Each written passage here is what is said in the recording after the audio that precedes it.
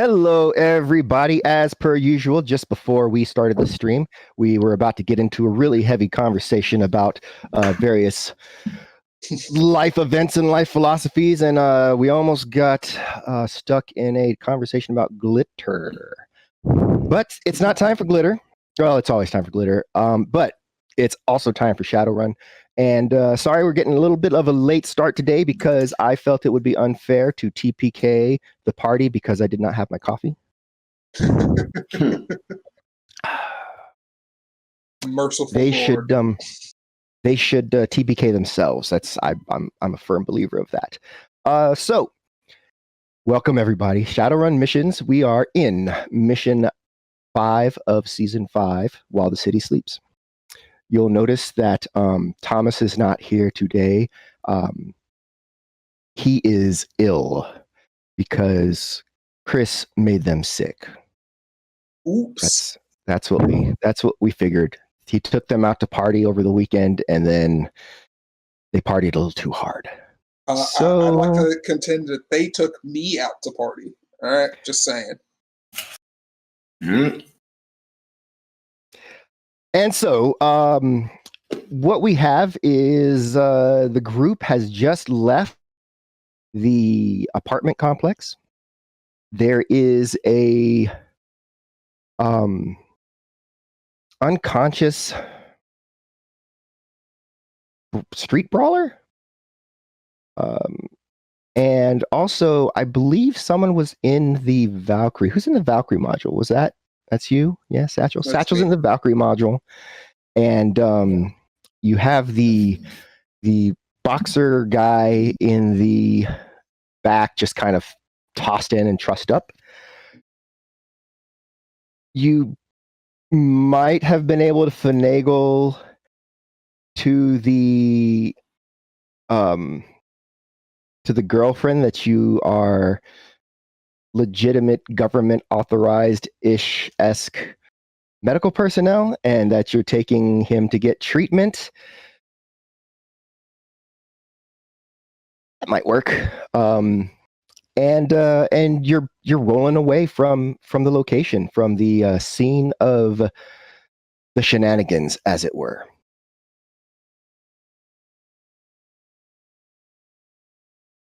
So we had talked about looking up information on Richard Bryson, who was the person that was exchanging texts that seemed to be very aggressive texts.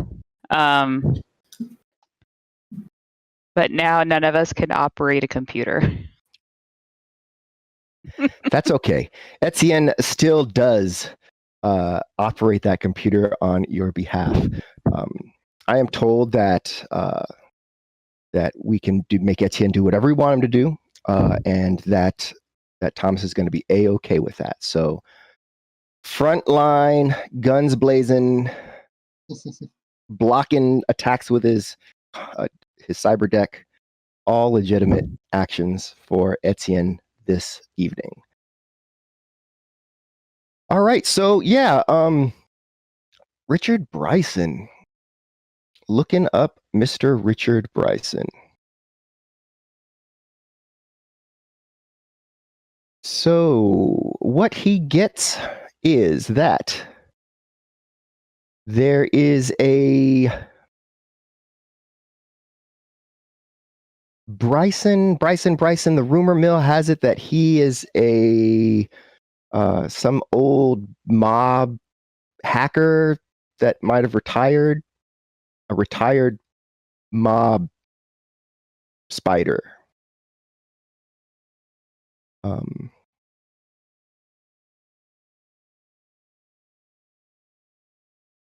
And that's about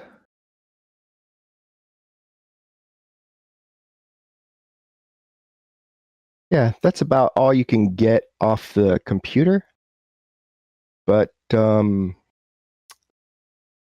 with that information, you might be able to maybe track down some other leads, or try to figure something else out. Is it a specific mob or like the mob? Is it a specific crime family, I guess is a better question. You don't. He can't find that particular information. Okay. It's not in his LinkedIn, but he He's missing out. Yeah. He could totally network with the other mobs or get work for the Yakuza. Like they need stuff. But yeah, so he is not necessarily listed in as to exactly what outfit he was with, but you know that there are 3 that are operating in Chicago proper. Does anyone have any knowledge of these crime families? Maybe a gang liaison? Oh, you're muted. I can check. I've got gang knowledge, mostly Chicago gang knowledge, but let me think about it. Hold on. I was supposed to be asleep, wasn't I? Because I was recharging, right? Because I'm all stunned up, right? Well, you don't have to be asleep. You're just not exerting yourself. So you can conversate. Okay. You can have a conversation. The word is converse. You can conversate. If Missy orientate's Elliott, a word, Missy Elliott says that in one of my, like, I have this girl group that I really love called Black, and they have this song, and then she says conversate in it. Beyonce says conversate too. And I get so, like, that's the only time I'm mad at her ever. Yes. I don't know why, it just bothers me. So what am I looking at? So you're looking at your knowledge first? Gang knowledge. That's all I have is gang knowledge. I don't have, the other one had Yakuza stuff. Right. So just roll the gang knowledge because there might be some crossover that you can use, that you can make use of. Chicago Sprawl, I have that as well. Either of those might potentially be useful, and Chicago history and history in general also useful. All of those are potential. So can I roll all 3? You can roll them separately. Okay. Yes. Not surprised. It's like a countdown. Yes. 3, 2, 1. I don't know. Yep. Yeah, well, I mean, it's not so much that you don't know, it's, you know, a little bit about the mafia. You know that there's a local outfit, and when everything went down, like, it kind of broke up and the mob boss kind of maybe disappeared. And so the guy from north in Milwaukee has been trying to muscle in. And that the guy from Detroit also, it's just weird because Detroit's far, is trying to muscle in. And then, like, the local guys, one of the guys is trying to, like, take over as the leader in Chicago. And so it's kind of like this 3-way mob fight. It's not open street warfare, but there's definitely tensions in there. Okay, so from the little bit I know, Gertrude, is that there's like a little power struggle going on right now between, like, Detroit, Milwaukee, and, you know, there's a power vacuum. And so even people here are trying to fight for it. So, I mean, I don't know if this is something we want to get in the middle of because, you know, I mean, sure, we can almost survive a run-in with the foul one, but I don't know if we can take on 3 different mobs at once. I don't have that much clout. See what I did there? Clout. That was a good joke. To say, your clout is pretty good, though. Well, I mean, it's clout. It's like a double because it's like having clout in the street means, you know, you have pull, you have weight, and then I can also clout you. So I don't have enough clout. See, I get your joke now. Thank you for Yes. explaining. Yes.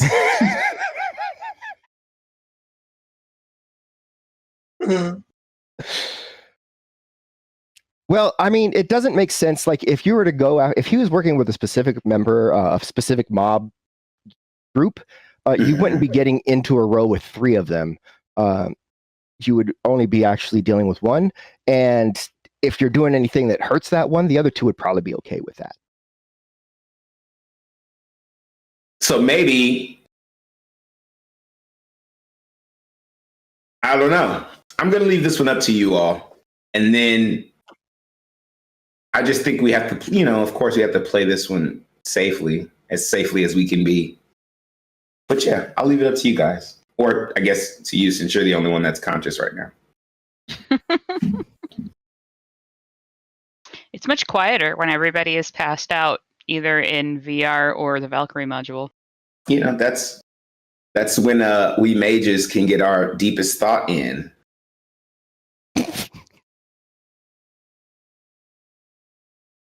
I feel like you're fun on road trips. Well, you know, I like old music. I like new music too. I'm just, you know, old music. So kind of got me into it.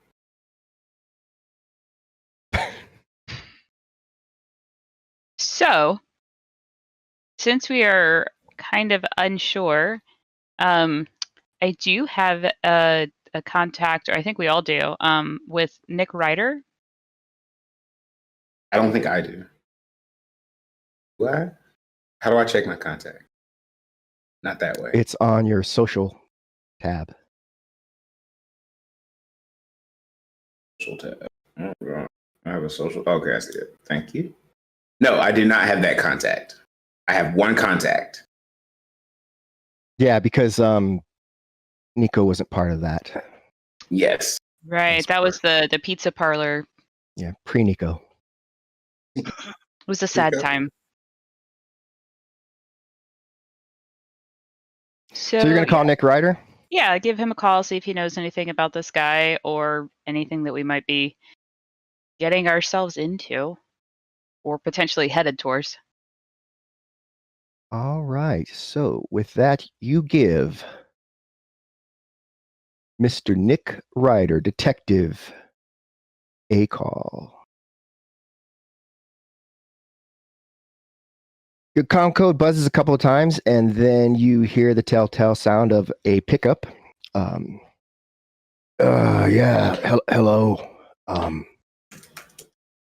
Mr. Ryder, this is Gertie. We met at the pizza place that one time. Oh, yeah. You're the group that brought in Samantha. Yes, that's it. Yeah. I had your number from that, and I had a question that I thought you might have an answer to, or somewhere to maybe point me in a good direction. Sure. Since everyone on the street says that you're trustworthy. Yeah, I wish they'd tell my supervisor that, but go ahead. Supervisors are overrated. So we are maybe looking into this guy, Richard Bryson. Richard Bryson. Might be a retired mob spider. And we're more gang people and not so much organized crime people. We're more disorganized crime. Is there anything that maybe you know about him or the folks that he might have run with in the day? Let's see. Richard. Does that ring any bells? Let me take a look here and run through my system real quick. I really appreciate it.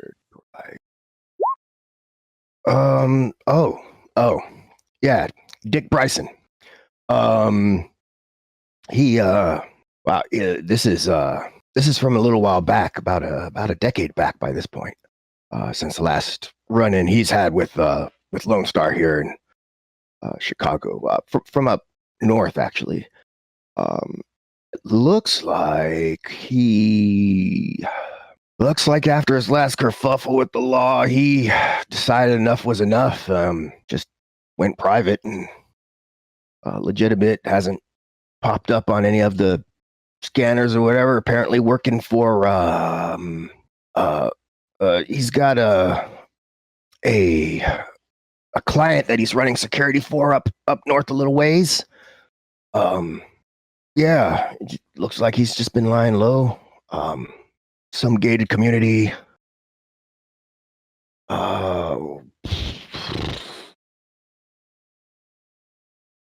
Trying to see if I can find, because we keep tabs on these guys, but looks like the Angel Hills. Angel Hills is a gated community up in North Chicago. Okay, and he's running security for them. Does he have his own like security firm, or is this like they hired him kind of scenario? It's a private security gig hire, I think. It doesn't have a company or an LLC listed.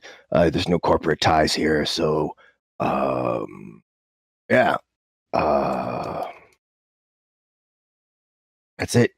That's all we've got. I mean, after a few years, we stopped really keeping an eye on him. But that's the last. That's the last we got. That is awesome. I really appreciate it. Yeah, sure thing. Sure thing. Anything else you need? Careful with those gangs. Just because they're not organized or whatever, they're still big trouble. We're more on the periphery of those sort of, just in the neighborhood kind of stuff. But we will be careful. I promise. Okay. All right. Good. Great. Good to hear. Take it easy, and if you need anything else, let me know. I appreciate it. Be good. Yeah. All right. In the footage that we saw of the fight, was Richard Bryson in the crowd that we could see? As you go through the footage, looking through, make a perception test. Perception is an active skill. Yes. Perception. There we go. You do notice there are some potentially mob types in the arena right at ringside.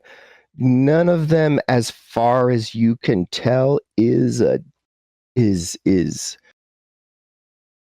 looking like they may be involved in any sort of matrix. You can't see if any of them might be a Decker or anyone involved with matrix activities. Okay. It's too bad the mobs don't wear colors like the gangs do. That would make identifying them much easier. They kind of wear gray and dark grays and blacks, and I haven't seen navy blue.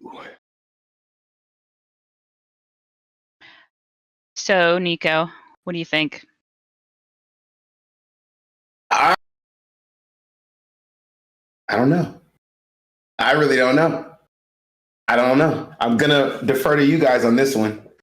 I feel like, I'm always down for whatever. I think we should take the job. Well, we did already take this job. Well, this is So I'm glad you're on board.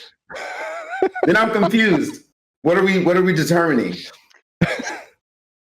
So what we were trying to figure out was that Miguel Garza was not the brains of this operation, just the very, very strong brawn. He's the guy we got right now. Yeah, he's the guy that's unconscious in the back of the van that we should decide if we're going to take to a hospital or not. I already told you what we should do to him. And that's why I'm leaving it up to you guys, because my decision was, rope, chains, metal bars, get him to talk. We don't have to kill him, though, because... I'm glad you clarified. Yeah, but... I mean, then we don't have to do so much research, because, research me search. Get it right from the horse's mouth. Well, last time we tried interrogation, there were some very unfortunate accidents with decapitations. Wait, what? That was before you got here. That was at the beginning of this. That some guy just walked right into my sword. Walked into your sword? Yeah, I definitely did not cut his head off. It was definitely his fault. So your sword was just dangling in the air, and he just turned around or something? You know what? Okay, I'll buy it. So, I mean, that's what I'm saying. I'm just leaving it up to you. I feel like you might know better what we should do, because my option is to get all the information right from this guy right here while he's incapacitated. I mean, we could do a combination of magic and might. I don't really know if I have any spells that can, that can make him talk. I could always go ahead. No, go ahead. Tell me what you could always do. I could always try to get a spirit again. I think I have like a few more actions. But no kicking down any doors. And the point that Etienne raised a little earlier was, is this within the scope of our job? Is this really our problem at this point? Because we were supposed to take care of this so that these people weren't coming after Sid for money, and that there was this thing, and whether it's real footage or fake footage. And so we've got the footage. We've got Garza out of the picture. We had the gang guys that were going after Sid are dealt with. So the only thing left is this Richard guy, who is probably the one that did the video. So how do you want to deal with him? Well, I definitely don't feel like taking on some sort of organized crime. I feel like that is not, that's not what I want for my life right now. We can always play the long game. Go undercover, take them out from the inside.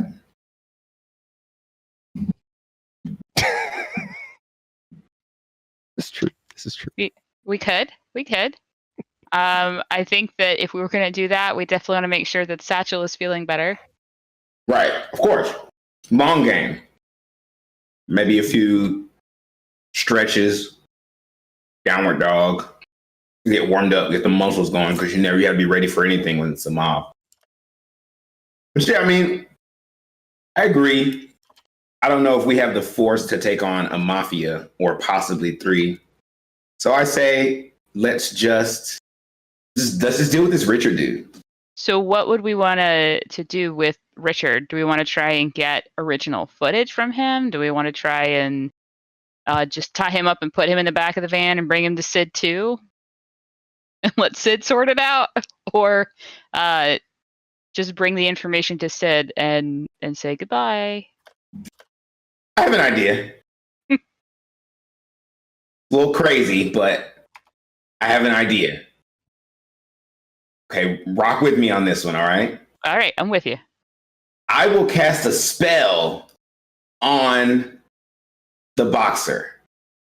We'll tie him up, and then we'll put rubber bands on his legs until they go numb.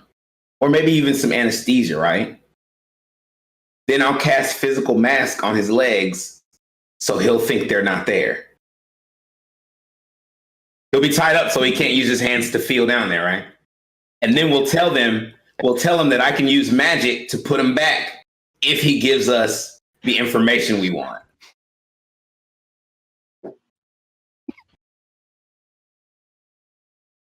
This is the perfect plan. No one gets hurt. I love it. Then he thinks I'm like the magical wizard of everything because I can reattach and recreate limbs from I'm a Scarlet Witch, basically. And then we'll get the information we need. I'm just saying. I mean, I feel like there might be spells that could achieve that easier, but I don't really have the wherewithal to know if this is a good plan with magic usage or not. So I just can't think of another spell that I have that can do that. Well, you have more spells than I do, so. That is true, but my spells that I can think of, I can bind him. I can also cloud him to death, but Chaotic World's a little too unpredictable. And then most of my other things, I can either use improved invisibility and make them invisible, or I can mask them to make them look all like mask. I would prefer though, because then I can make it look like whatever I want it to look like. So I can make it like a bloody, mangled mess. Invisibility just means they won't be seen.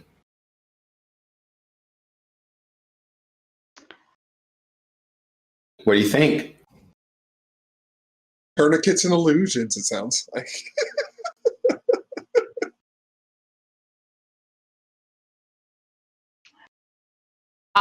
I think that that's something that we should definitely put in our back pocket. I really don't know how I feel about torturing this guy. It's not torture. It's literally not torture. There's going to be no pain brought to this man. We won't be hitting him. Like, literally, we're not causing any pain. Like, a little numbness at the most. A little leg tingle.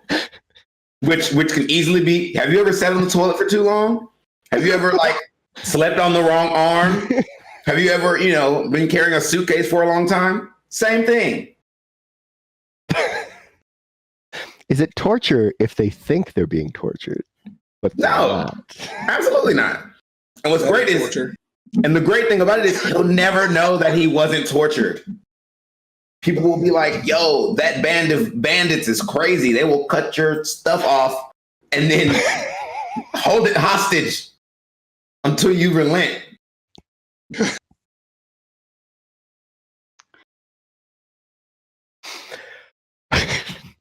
I mean, with no actual limbs being lost, that you make a good argument. I don't have anything to counter this. My only thought would be some sort of injection of some sort of substance to make him talk, and I don't have anything like that on hand. Well, like I said, might and magic. We already have those two services from the spirit. We can double team him with this, because if we see that it's not working, see the way I'm thinking ahead, long game. All right. Yeah. Okay. Maybe he still won't talk. On the off chance that he doesn't want his legs, maybe he still won't talk. We'll threaten him, make him think that we'll cut something else off, but then we don't want to do that. So maybe a little violence, but just tiny violence. But if that doesn't work, then we can call on the spirit and get him to help. Would he be able to tell that you had magic on his legs? No, he doesn't. How does this work? The boxer already sensed him. He doesn't have any magical abilities unless he's wearing like some sort of amulet or something I didn't see. Okay. He wouldn't be able to sense it. As long as we make sure that he can't feel his legs.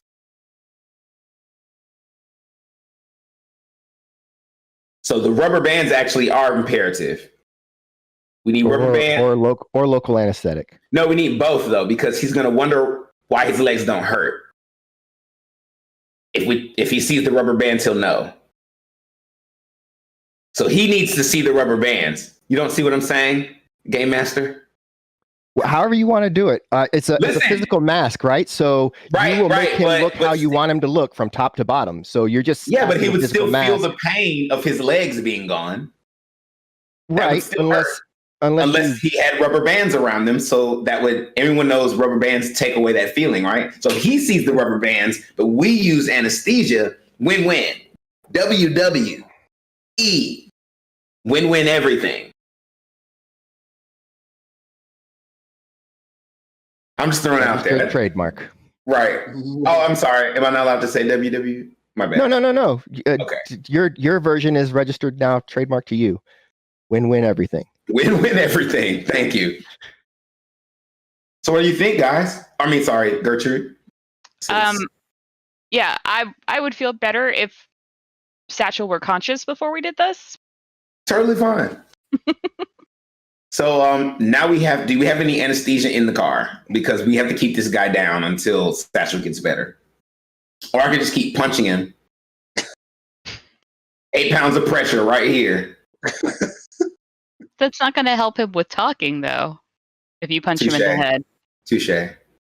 See, this is why you're leading the charge. I think it's mostly because I have the van. Never thought of that. But yes, there is some anesthesia in the ambulance. Cool. It's part of standard medical care to have this thing. So, do you want me to find it? You want to tell me where it's at, or? It's in the back near the Valkyrie module. Okay, so then I go to the back to the Valkyrie module, and I'm like looking through files. Is it this one? No, it's gonna be labeled. I can't see. You're in the back of the van, and I'm trying to drive, and I can't read that from here. I have to read? You know I grew up on the streets, right? I can read, but I'm not medical. I'll try my best to read this medical stuff. So what am I looking for? It starts with ANA. Anna. Mm-hmm. Okay. Used to know a girl named Anna. Okay. What's the rest of it? Is it just the one that says Anna? Just one of them? Or is there multiple Annas? There should not be multiple Annas. Oh, found it. Okay, so do I have to get a needle, or is this like a dart gun, or what do I do next? Can you check on Satchel and see how he's doing before we start applying this? I would just feel better if Satchel were conscious. You want me to see how Satchel's doing before making sure this guy doesn't wake up? He's out pretty good, isn't he? I clouded him pretty good, but I don't know. He's really strong. So we might want to make sure he's down. In an earlier round, because he went down swinging. I mean, he at least won't be up for an hour. Like that's the minimum amount of time that will pass before he is able to kind of stir. Okay, so I'll hold this, and so I lean over because I'm right next to the Valkyrie module. Satchel's not dead, and I don't know what I'm looking at. Satchel is not dead. He seems fine. Is there something else that you want me to check? There should be some readings on the Valkyrie module about what his vitals look like. There's like a squiggly line, and then there's lots of numbers, and I don't know what I'm looking at. What number do I need to look for? It looks like his pulse is a little high. So there's a number that's about 97, hovering 97, 105. And then there's some other readings, like a 142 over like 96. There's a image of his body with some like red spots kind of throughout. Right. So I relay all of that to her. Okay. Do you know what that means? Yeah, so his blood pressure's a little bit high, but not anything out of the ordinary. The red spots are probably where he took damage that it's currently working to fix. And the other is his heart rate. Okay. Now I know the language of Valkyrie. All right. So now can I drug this dude?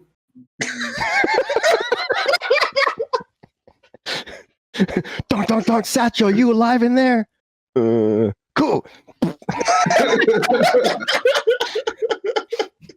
Do I get to put this in like a needle, like on the TV shows? I'll do that. I'll show you how to do that. How's that? Okay. Okay. So I look over. I guess there's a syringe next to the anesthesia, so I'm going to get the syringe. I've totally seen this on TV. Goodness. Okay. So, I'm going to find somewhere to pull over, Danny. Okay. That is not hard to do. It's any place you can pretty much pull over. Yeah. I'm just standing here like this with the needle like right against the opening of the vial. Oh, goodness. Okay. All right. Now I just push it in, and then I pull this thing. You have to puncture the top first. I did. I put it in. And then let the air escape. We want to inject him with anesthesia only, not anesthesia and air bubbles that will kill him. Humans aren't allergic to oxygen. So the air bubbles get in the bloodstream. It causes problems. We don't want that. You know what? I'm going to trust you. Okay. Thank you. Make sure there's I pull it back out, and then I make sure I squirt a little bit that I just put in. Just put it all the way out. Okay. Then I put it back in the anesthesia, and I pull it like this. Yes. Okay. Yes, like that. That's a little bit less. That's way too much. There, perfect. Okay. And then I do this. That's good. That's good. It gets any extra air bubbles out. Good job. Oh, that's what that's for. Okay. That is what that's for. So now I just jam it in his neck? Or is this one of those like soft and gentle things? Because sometimes in the movie they just like. So we're not going to do that. This is not some sort of epinephrine where he needs an instant revival. It's anesthesia. Okay. So slow and steady. Yes. Okay, great. I know this because I've seen. So yes, yes, I know. My quick question here: is this the local anesthetic or is this the knockout anesthetic? This is the knockout. Okay. This is so that he will stay down. Okay. Understood. Okay. So I, place it on the vein, inject it slowly. Roll. Oh no. This could go so bad. I mean, I said I was going to do it, but you go ahead. So on your character sheet where your skills are, Lord. Yes. You're going to go to the top one that says, on the active that says default to skill. Mm-hmm. You're going to change that attribute to logic. Mm-hmm. And change that limit to physical. Okay. Oh, wait. Actually, no, you're not, because you do have, well, no, you don't have medicine. Yeah, never mind. No, but the history that we came up with, I don't know if I'm supposed to say, but you have first aid. Well, my mother's an addict, so I would assume that I know how to do that, or I've seen it done at least. Yeah, this is a little bit different from that. Okay. So go ahead and do that default roll of logic. Okay. Logic physical. Logic mental, but it doesn't matter because you only have one die. You're not going to break your app. So logic, I'll just change it just to be fair. Oh, no. But what you did not do is roll a 1. So what does that mean? If you had rolled a 1, you would have, I'm sorry. You didn't roll any dice because of your wound modifiers. Click the dice button at the top. Yeah, no, something happened. So click the dice button at the top and just hit a 1. Okay. Because it didn't actually roll any dice for you there. There you go. That's better. So again, you didn't roll a 1 on that one die that you rolled. So it ended up being a 30. So that is not. So you're not murdering the guy. Okay. So yeah, you kind of plunge it in his neck a little bit, and then you feel like maybe that wasn't enough because like you barely broke the skin, so you push it a little further in, and then you're like, maybe that's too much. You pull out just a little bit, and then you like slowly squeeze the plunger down, like the side of his neck kind of bubbles up just a little bit as like the liquid is not like you're not in a vein or anything, like right in a vein, so it's just kind of like under his skin. Like a regular shot, you kind of get that little bump. Right. And then you pull the needle out and you look at him and he seems to not be waking up. Will you then look at Gertrude. Check and make sure he's still breathing? I know how to do that. And all I right. put the 2 fingers on his neck.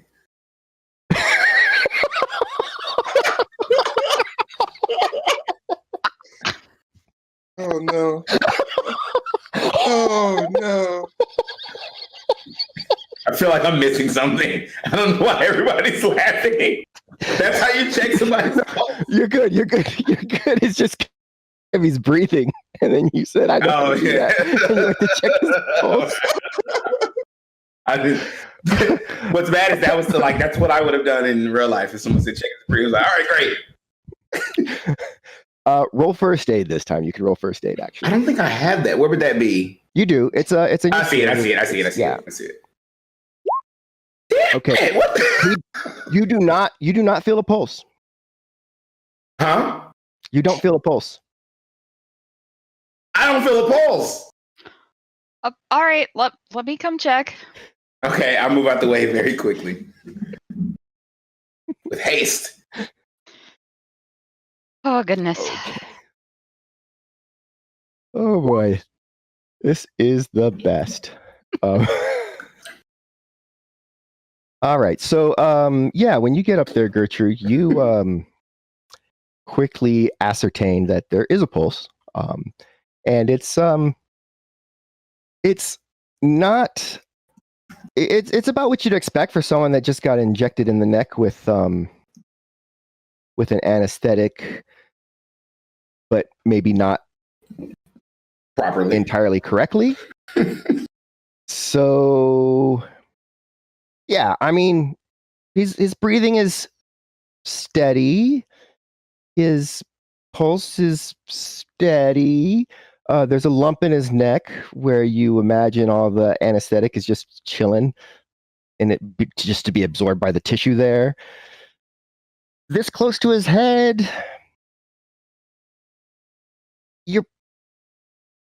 you'd want to monitor the patient, but mostly you think it's probably going to be okay.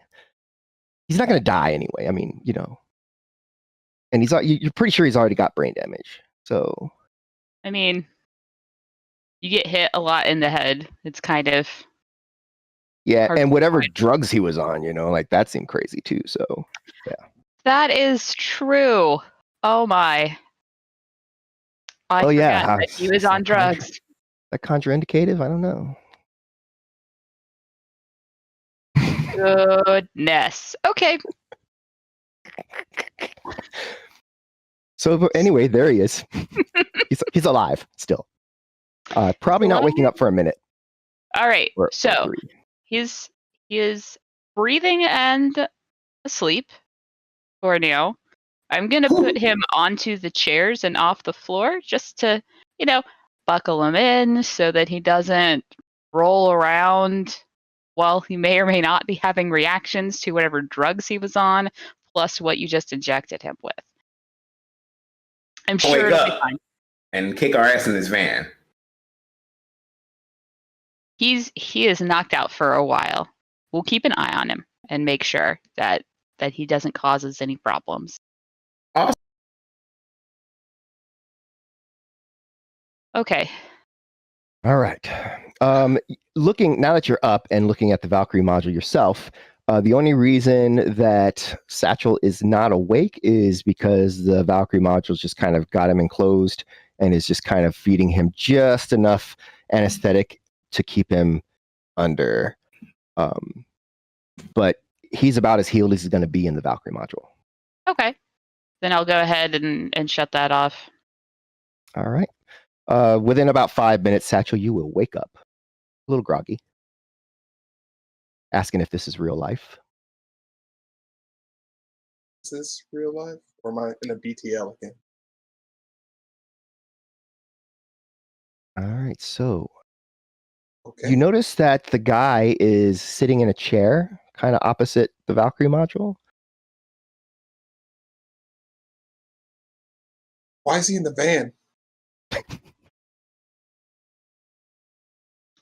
So what had happened was Okay. you were hurt real bad, so I brought you back here, and then Etienne and Nico brought Miguel, also hurt pretty bad.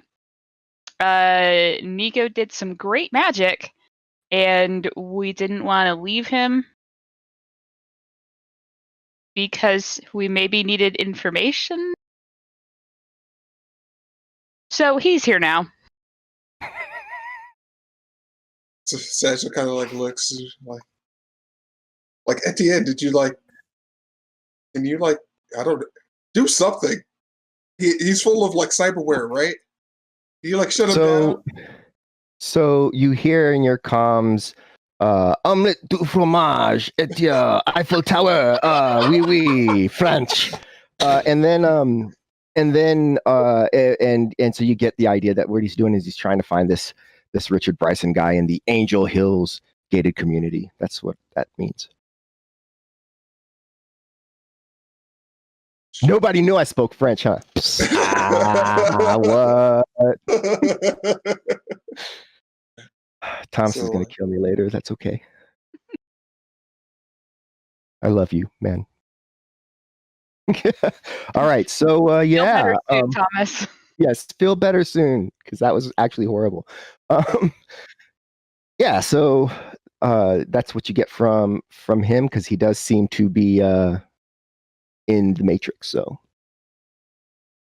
So we called Nick Ryder for some additional information. So Etienne found that this Richard Bryson guy was a retired mob spider, which is a person who hangs out in the Matrix and does Matrix hacking things. And Nick Ryder said that according to the Lone Star records, he went legit about 10 years ago and is currently doing private security for this housing area of Angel Hills. So where we sort of are is, do we follow this through to confront Richard Bryson about whatever it is that he's got on Sid? There is some discussion about making Miguel believe that he has no legs to get information out of him. I will let Nico explain that because I still don't quite fully understand what that is. Or just to take back what we have to Sid and let Sid deal with it. Oh, so I think I got it. So we're gonna hard candy this guy. Hard candy? What's that mean? Oh, it's this old movie back in the day that I saw. Like, yeah, this little girl like tricks this dude. He's a really bad guy, and it makes him pretend that she chops parts off of him. I guess we're gonna take the feeling away from his legs, but in a way where he understands why he can't feel his legs, right? Then I'm gonna physical mask him so it looks like we cut them off and his jeans are all like torn and there's like bits and like tendons and bone parts and stuff. Tie his hands up so he can't feel down there, right? Tell him that if he listens to us and tells us what we want, we'll give him his legs back. And then when he does, I'll just remove the physical mask, and then voila, he'll think we're awesome. He'll be terrified of us forever. That'll kind of count as my revenge, but not really. And then we'll have all the information we need. That could work. And if all else fails, we could, just chop his legs off for real. And then I turn to Gertrude and say, thank you.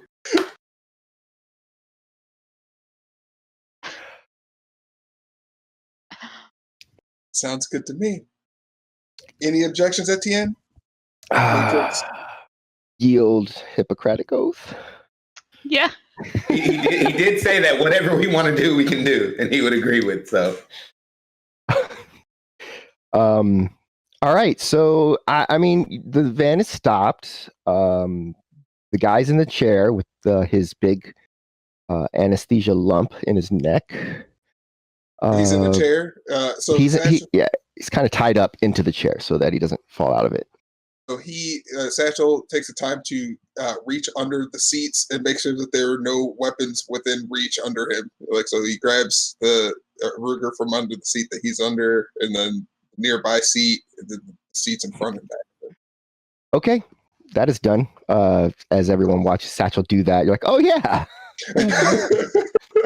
Well, I forgot this guy was a drug user, so I'm much more concerned about him dying than shooting us right now. Well, I just woke up because he put me in that Valkyrie module. I'm trying not to go back. Nope, that's fair. All right.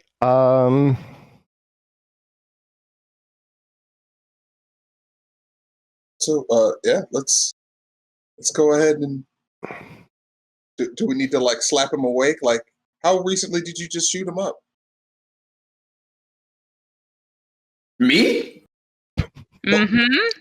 Whoever did it. Oh, it was like, I don't know, like 5 minutes ago. Oh, Yeah, we have some time. we have some time. Can we get some food? Starving. So you would like to go through what, like a Taco Temple drive-through with this guy in the back? Yeah, I have to prepare all this damage. I need some protein. What are you talking about? Of course we don't want to do that. I hate Taco Temple. Ooh. Are you more of a Nuke It Burger kind of guy? I mean, I'll take Taco Temple, but that's like, drunk in the middle of the night and you got no options. But you know what? Beggars can't be choosers. Wherever you guys go, go. Oh, goodness. All right, so I think. Yeah, you could go wherever you need to. Taco Temple, it's always open 24/7. It And sounds maybe- like that kind of place. And maybe Miguel will be hungry when you wake him up. That's actually really smart. So yeah, Satchel orders. Are we actually going to the Taco Temple? I'm going to put Miguel in the Valkyrie module so that the Autodoc can keep an eye on him.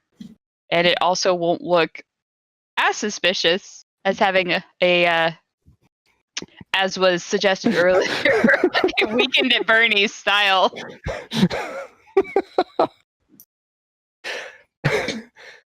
God. Also, you do still feel like crap, Satchel, and you wonder if Magic Fingers, Jazz Hands over there, could maybe heal you up a little bit more. Do you do magic that heals people? Here's the thing. I'm about to do this physical mask on this dude, and my stun is at like 2 or 4, something like that. So I'm incredibly worried about doing this spell because I was supposed to be resting, but then I had to handle this guy. So let me see what I can do. El Magico.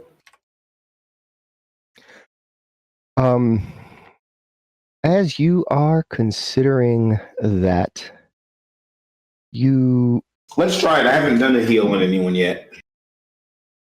On this trip, at least. Yeah, Gertrude finds the nearest Taco Temple on the map and starts heading that way as Nico prepares to cast a heal spell on Natural. Where's that? Okay. So I place my hands above him. Do this. Totally unnecessary, totally performative. And then I say some words. I'm gonna cast it at a 4/6. Hit that Drano. All right. So you beat the Drain 2. And so then I'm just doing this until you tell me whether it works or not. Okay, so the way heal works is that it takes 1 3-second period for each wound level to heal, and you can heal 3 wound levels because you got a 3. So you spend 9 seconds to heal him up. Almost he feels a lot better. He's still got an injury, but he feels a lot better. So you have healed him up to 3. Now, if you had gotten more than 6, what you could have done with the extra hits would be to spend them to make the healing go faster, so you're not sitting there as long. But since you're not under time crunch, and you need to heal them as much as you can, you do the I can do it 9 again. You're seconds. saying I can do it again? You can't do that. Once you've cast a heal on somebody, you can't cast heal again on them again until they have suffered a new set of injuries, and you can only heal that new set of injuries. So let's say Gotcha. he takes 2 damage. So he's at 3 now. If he takes 2 damage and you cast heal on him, and even if you get 5 successes, you can only heal the 2 that he just took. Understood. So, all right, but you do feel a lot better. You were at almost dead, and now you're at only 3. So win. Thanks. What? Can you teach that to me? No. Oh. Okay. This is a secret of the mages type of thing. You know, you kind of got to have the skill set. You arrive at Taco Temple. Can I get like 5 chicken chalupas? Or I mean, you should get what you want to eat. That's sort of the point of this stop. no, yeah, I mean like, yeah, but you're at the drive-through. You'd be speaking, right? Yeah, I guess that's true.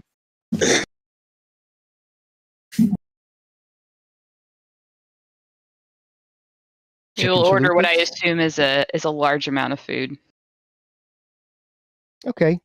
Yeah, easily done. You now the inside of the van smells like Taco Temple, which is not necessarily a bad thing. It's not like sauerkraut, which unless you're eating it, it smells really bad, right? So like, Okay, so yeah, now I'm down to go wherever you want. So we're trying to go to Dick Bryson or Dick Bryson. Dick Angel Bryson. Hills? Bryson. No, which is Yeah. Richard Bryson in Angel Hills. Yes, that was his last known gig. So he could have been doing private security for them for the last 10 years. Yeah, and so Etienne finally kind of comes out of hibernation and informs you that he thinks he knows where it is in Angel Hills that you need to go. And he pops up a map onto your onto both the front windshield of the vehicle and onto anyone's displays that needs it. And this is what you see.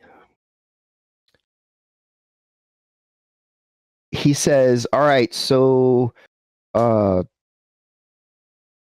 there is a he says something like, Merida, there's a big house in kind of in the middle of the map. A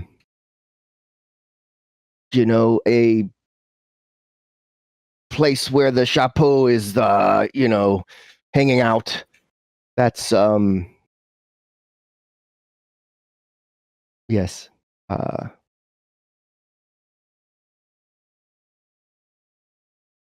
There's a circle that appears around the orange roofed building that's just off the very center of the map.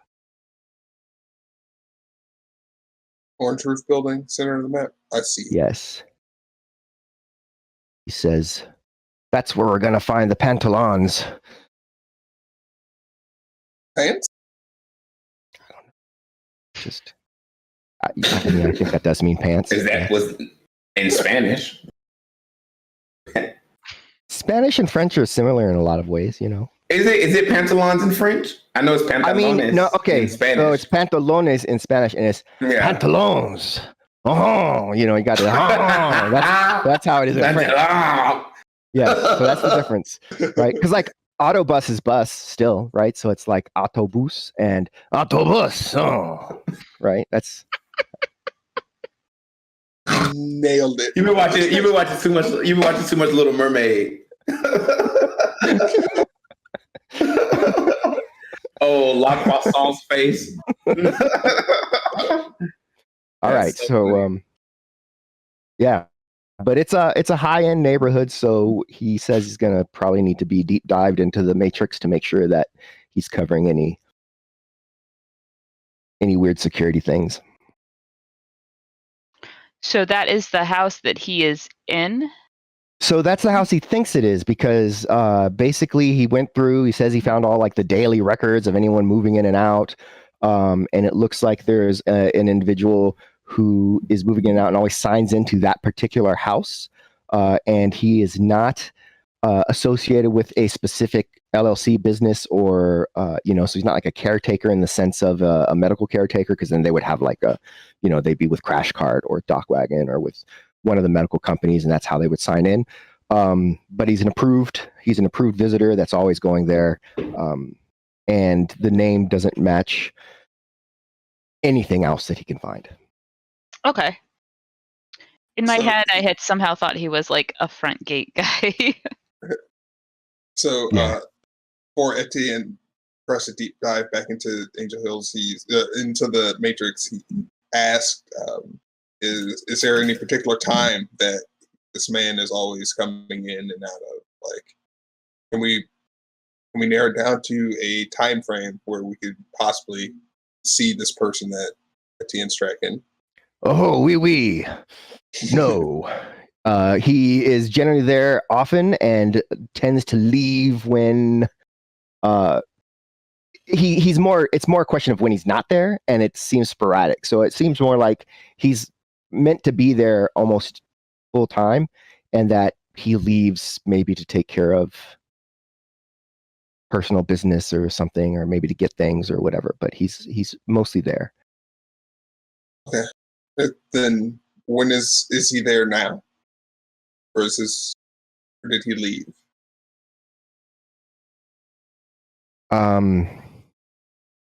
He goes, "Oh, lapel," and then he goes back into the to do some digging. Yeah, that one. I got that one right? Okay. Got you, Thomas. All right. Yeah, so he's going in to look. You guys have all your Taco Temple. What's the next move here? You've got tied up in the chair, anesthetized in the neck, rubber banded legs. Have I rested long enough to get any stun damage back yet? We'll say by the end of this ride, you'll have gained an hour worth of rest. So go ahead and make a body plus willpower to see where you're at.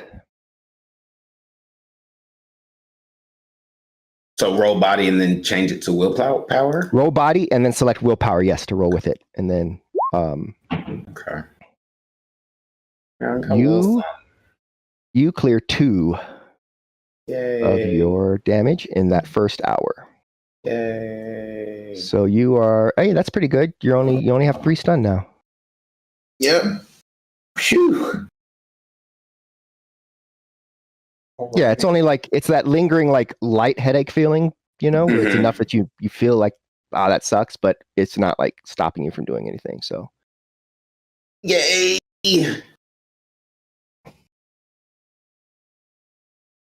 All right. So do we need to take him out of the module and then rubber band this man up? Like I'm ready.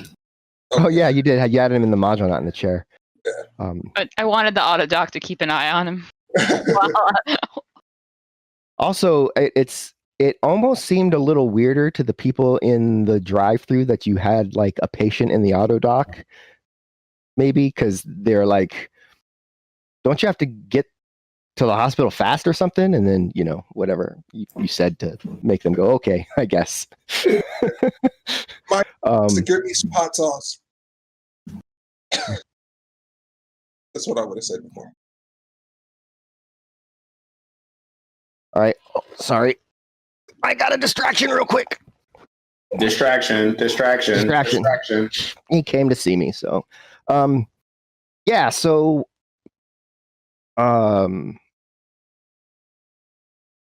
yeah, whatever your next plan is, pull him out of the Valkyrie module and do your plan. The Valkyrie module, pardon me, his vitals are kind of all over the place, in a way that makes you think that he is definitely still somehow under the effects of the various drugs. But there's also indicators that that something in his system is like tamping things down and keeping things from just going off the charts. Can the Valkyrie module identify the drugs that are in his system? Why, you can make an attempt to do that by rolling Valkyrie module rating, which is 6, plus your first aid, to determine if you can get a read on what's in his system. So how would I roll that? You should be able to. It should. Does it not ask you to do a bonus with the roll when you roll first aid or medicine rather? Yeah, I asked for modifiers. Right. So you can add 6 to that. 6 that. Okay, cool. I wanted to make sure I wasn't missing a Valkyrie module roll somewhere. Right. Okay. So yeah, you look at everything and you have. Yes, you. Oh, wait, maybe not.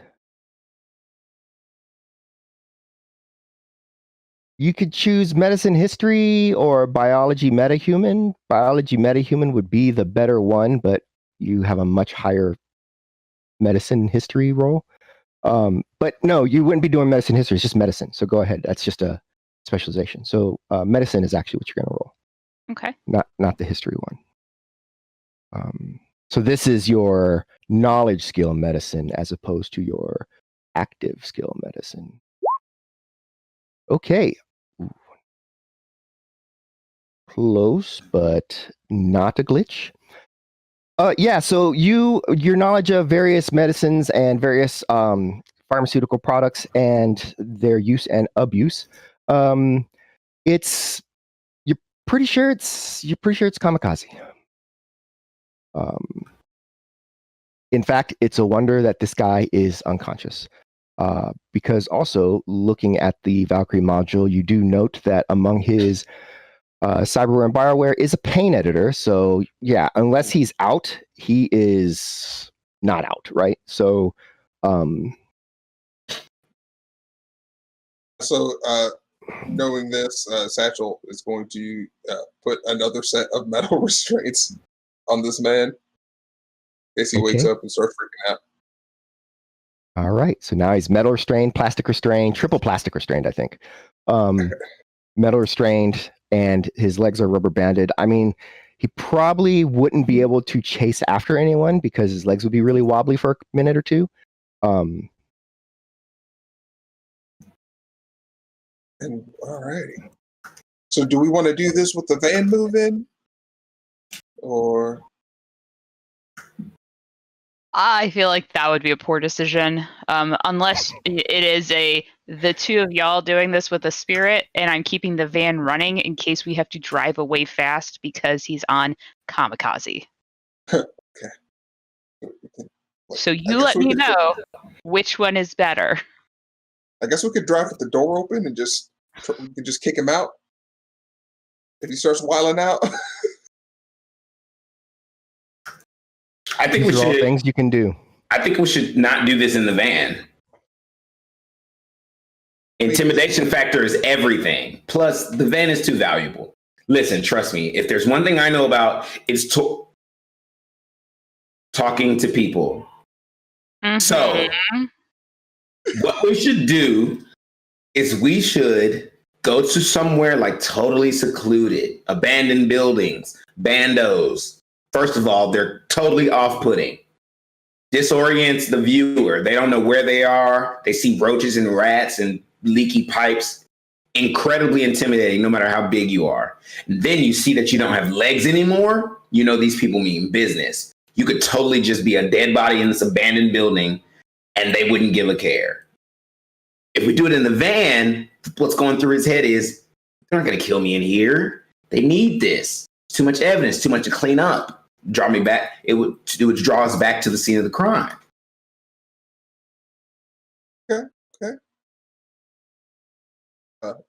So, is there any obviously dilapidated buildings nearby? I would know that answer, right? Wouldn't I? Because I know the area pretty well, right? I'm from here. Excuse me. You're still in the corridor at the south. You ask Etienne to find an abandoned building nearby, and he reroutes you to an abandoned building. Do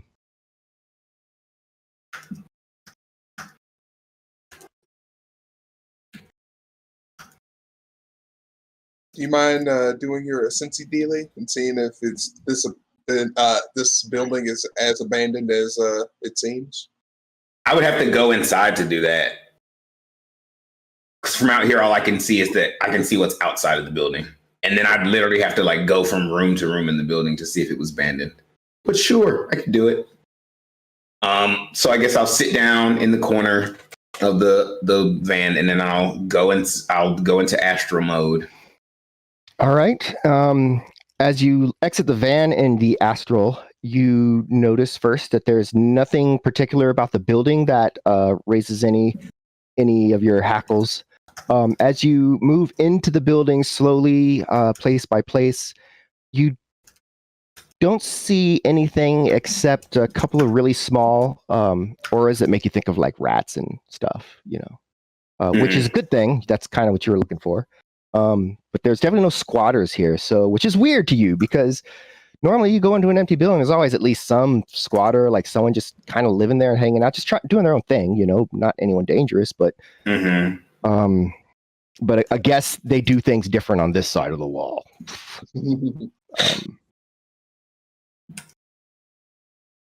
Okay, so then I will. Is it like open so I can see everything on the floor? There are a bunch of walls and shit. No, there's walls and stuff. So you're kind of going through slowly and checking everything out. It takes a couple of minutes. I want to check the first floor fully. I don't have to go room to room, do I? If you want to fully see all the rooms, you do. But like I said, it only takes a couple of minutes. Okay, so then I'll go from. Is this on the map? Do I see the building? No, this is not on the map. Okay, it's just in your head. So whatever it looks like to you is what it looks like to you. So I want to start going from like wall to wall, room to room, section to section. Does it have multiple floors? Yeah, it does. It has about 3 floors. Again, so I just want to do this floor first. Sure. Yeah, there's nothing in there. Okay, and then I guess I'll go up to the second floor. All right. Yeah, it takes you about 3 minutes to clear the entire building. Okay, so can I just clear the building and see what I see? Yeah. You do. It's just a building, empty building with rooms. Okay, cool. It's empty, so I'll go back into my body. Yep. And then I will tell everyone the building is empty. I suggest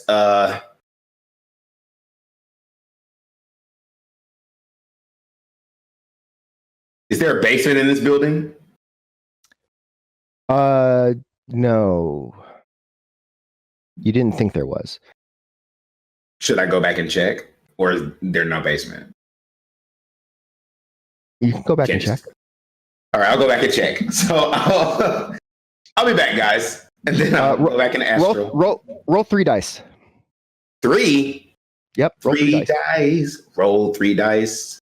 3 blind dice. I got a 1. That's 1/3.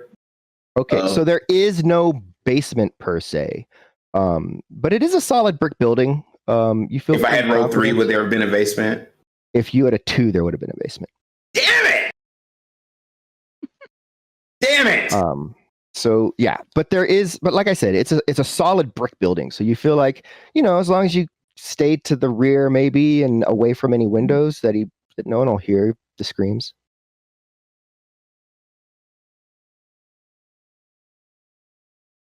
There's no way Etienne, can you check and see if there's any abandoned buildings with basements around here?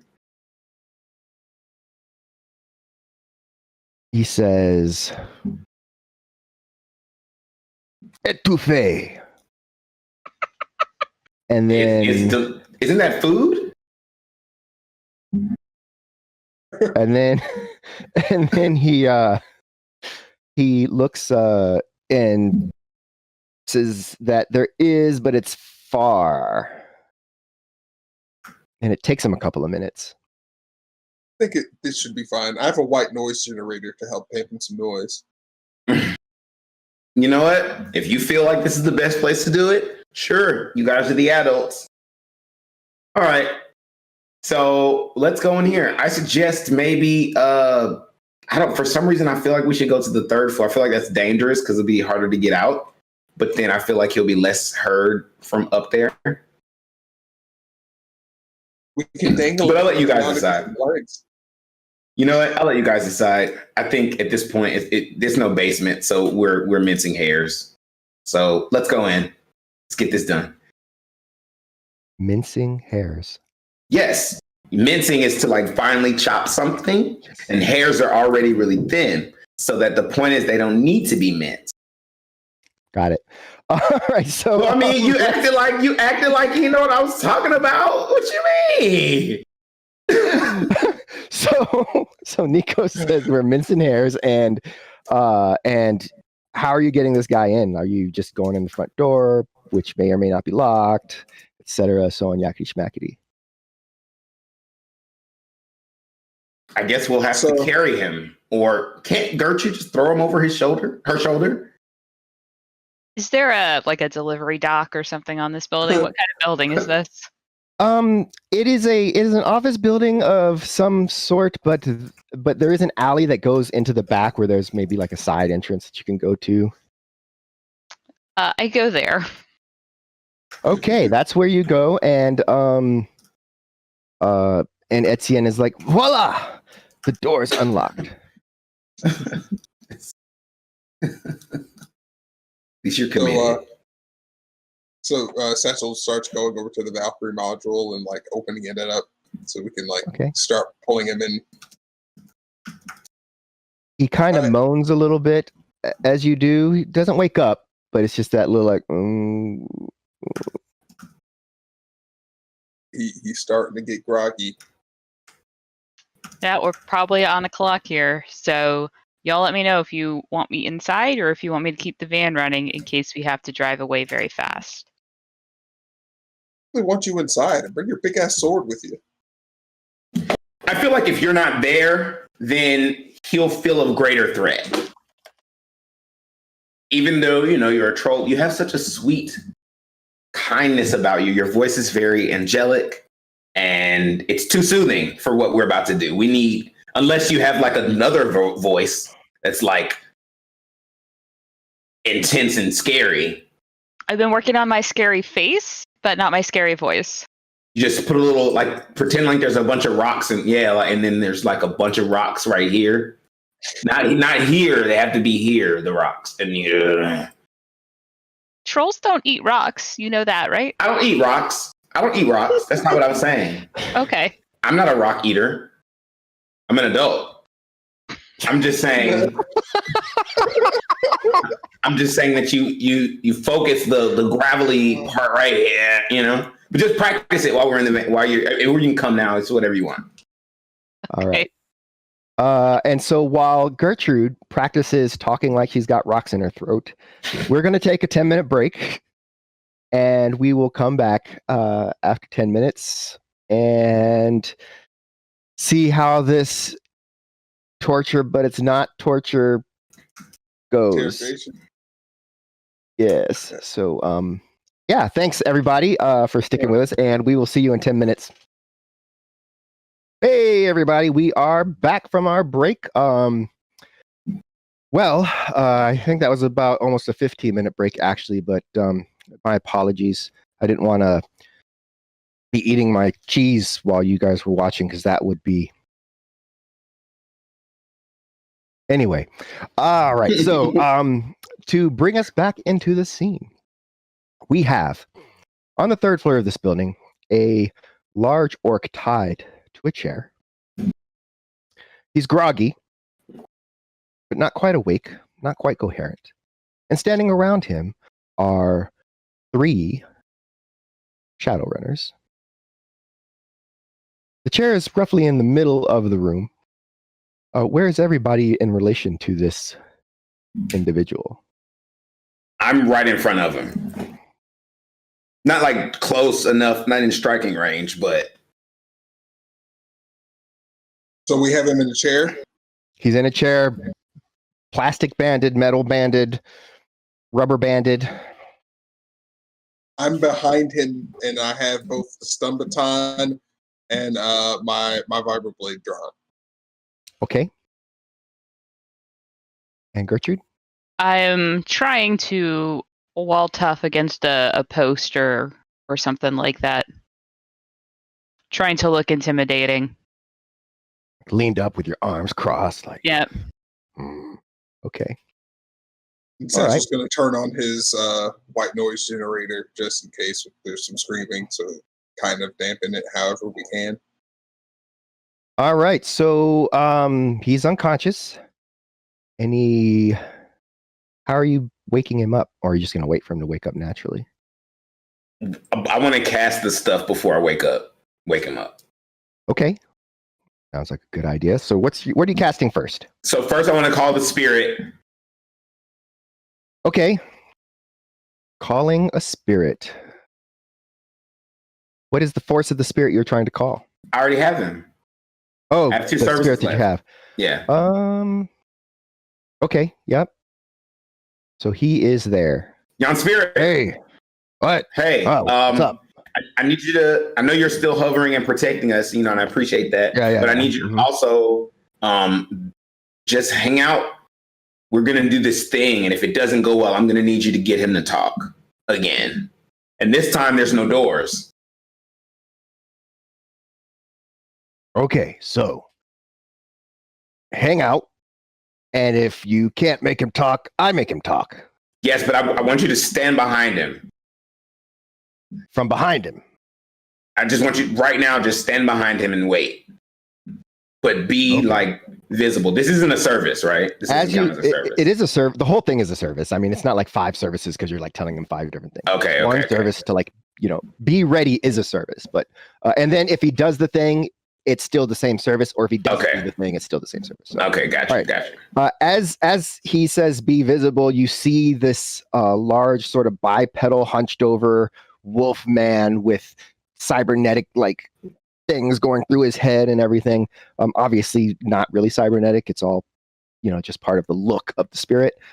As he then stalks behind the man next to Satchel, looks over at Satchel.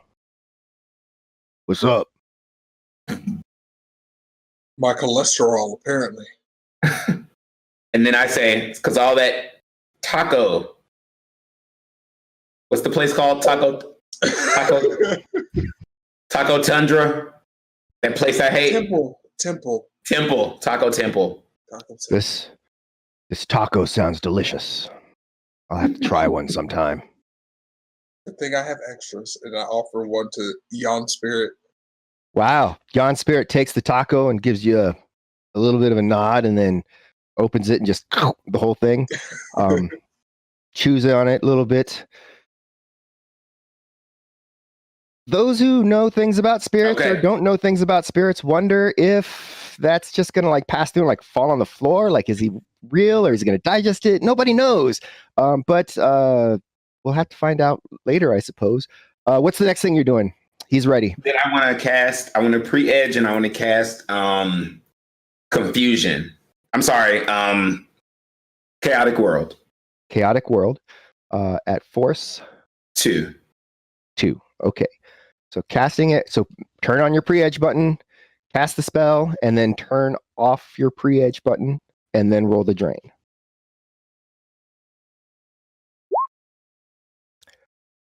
Goodness gracious. Wow.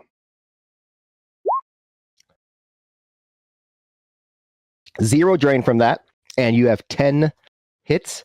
I am going to roll his resistance because he still does get one, even though he is unconscious. Even though he's not alive? Yeah, there's still a protection against all of that. So I'm going to roll for him. He's not going to get anything near a 10, just so you know.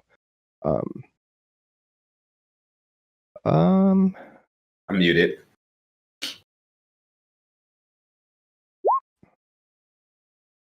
It's 9 net hits. Okay.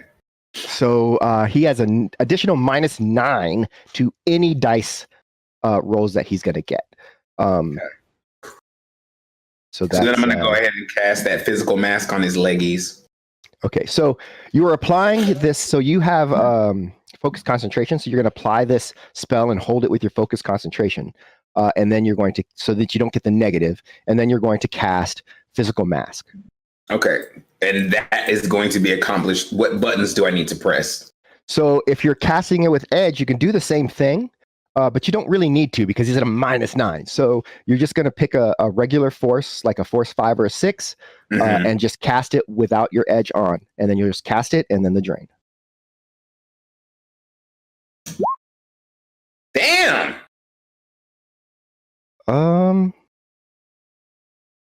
Yeah, that was really unfortunate.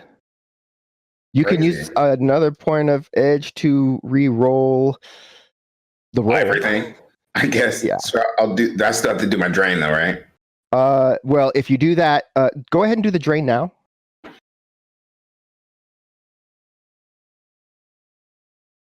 It's not letting me. There you go. Oh. So okay, you have choices. You kind of shouldn't have the choice because we said we were going to do the edge. But so if you could either cast it again, like just let it go and cast it again, or you can use edge to recast this one. If you had taken drain, like if you thought you were going to take drain, you would probably just want to recast this one. But if you thought you weren't going to take any drain, you would probably just cast it again. So this time it'll be a freebie, but in the future you'll have to like think about that when you're So if I just roll again, I don't have to worry about drain.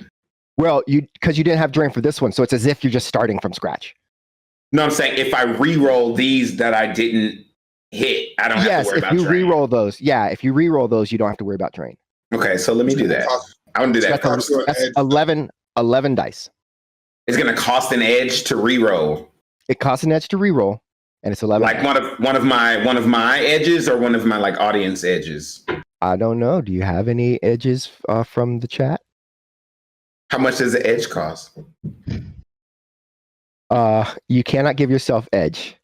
Damn it! That somebody did that. I've been saving my points for this moment. Somebody did that some time ago, and that brought up the question. Oh man. So Kaida, you don't have any edge, but you do have 2 of your own edge to spend. And how do I get those back? 8 hours of rest to get your own edge back. Goodness.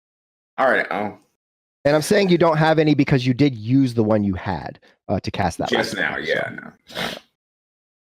Oh wait, Kinder Mage gives you an edge. Kinder Mage is the Chris. You can't give me an edge either.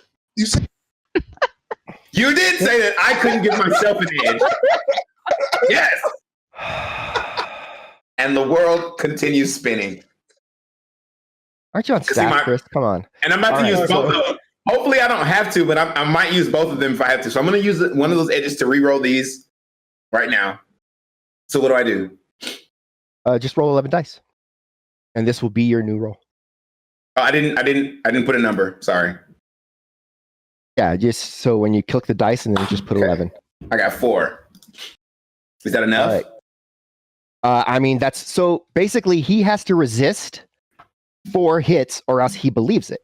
So he's going to roll logic plus willpower minus, and you saw when I rolled that before. 9. Well, so you saw when I rolled that before, if you like hover over the 1 where I rolled willpower, hover over the 1. Okay. And you can see, so he's got a 4 and a 3. So that means he's got a 4 willpower, 3 logic, because it's logic plus willpower. But then you see there's a -5 because of all his injuries. So that's a -5. And then, so he only got to roll 2. So he's at -5, and then he's got an additional minus of 9 on top of that. So got a -14. So he's got to roll that same roll at -14. Okay. He doesn't have any dice to roll, is the bottom line. Oh! Yeah. I love it when a plan comes together. Thanks, so when Chris. he wakes up, thanks, Kinder Mage. Yes. Color dope. And I might use this edge later on in this interrogation too. How are you waking him up? So first, I want to take some rubber bands, some physical bands or something, and wrap them around his legs right above where it looks like there's a wound. Sure. I thought we had already done that, but okay. Okay, fine. It's done. Okay, cool. Yep. Then I'm going to look at Gertrude. Okay. Are you sure you're ready? No. All right, I'm gonna give him a stim patch now, and that should wake him up. Are you ready? What rating of stim patch are you giving him? That's an excellent question. Why am I actually nervous? It's a rating 1. So considering all the things that are going on with him,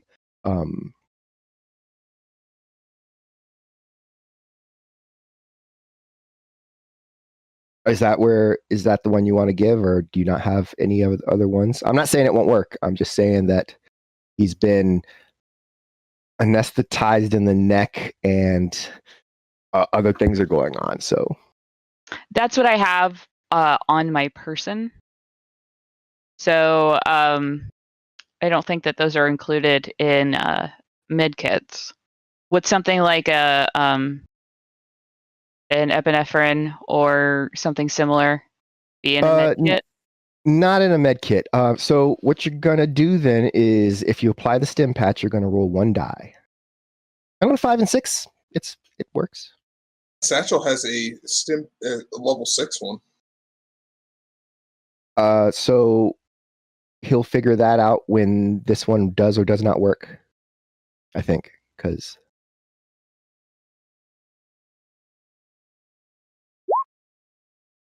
yeah. So Gertrude slaps the stim patch on and kind of steps back, expecting him to at least kind of open his eyes, and he's just like,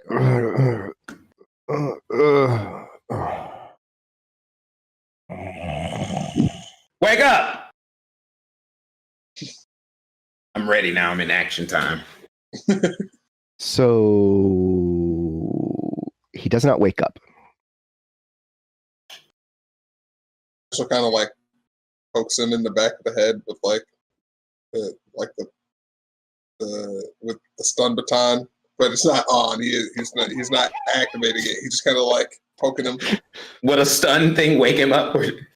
No. No. If I hit him, will that wake him up? Is there water?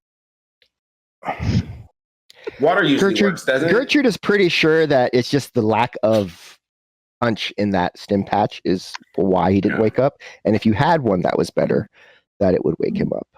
Yeah, So, I carry baby stim patches for quick emergencies, not for bringing people back from the brink of possible death like this. So if someone has something a little stronger, That I do. And then so he reaches to his back and then hands it to Gertrude to expertly apply, and then he steps back and takes his position behind him again. okay, so now you've got a rating 6, and you apply that. so that's another D6 roll. Is that 66? Yes. Okay, cool. Thank you. All right. Expert. Okay. Now, could I apply? Tech, can you please roll your cursor over the 1 there? Oh my god! I was too focused on rocks in my throat. Yes. So, I guess they can't see it unless I type some stuff. That should raise it up. And then once that's raised up, they should be able to see. There you go. Now, they should be able to see the 1 now. What that is. Yeah, all those reds. Mm-hmm. Mm-hmm. All those reds. Yep. That's good. All right. So, I do have some nerps, and I do have some edge, and I do have an auto hit. So the 1 is enough to wake him up. This is not a critical glitch. It is just a glitch. So as he wakes up, he spasms and starts kind of going into some convulsions. So he's just kind of like, and a little bit frothing at the mouth. It looks like he's seizing. His eyes are open now, but yeah, that's what's happening in front of you. Is there anything you want to do about that? I mean, I would like to not kill this guy with medicine. That's my preference. As he's convulsing, suddenly like the chair tips onto the side and he just pop, and now he's on his side convulsing, tied to the chair. No. And there he is. I am going to make a quick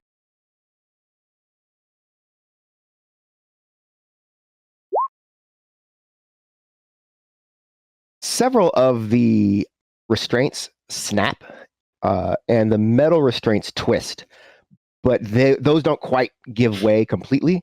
Not that he's trying; it's just the motion and the jerking. Seizures. He'll either die or it'll run its course. And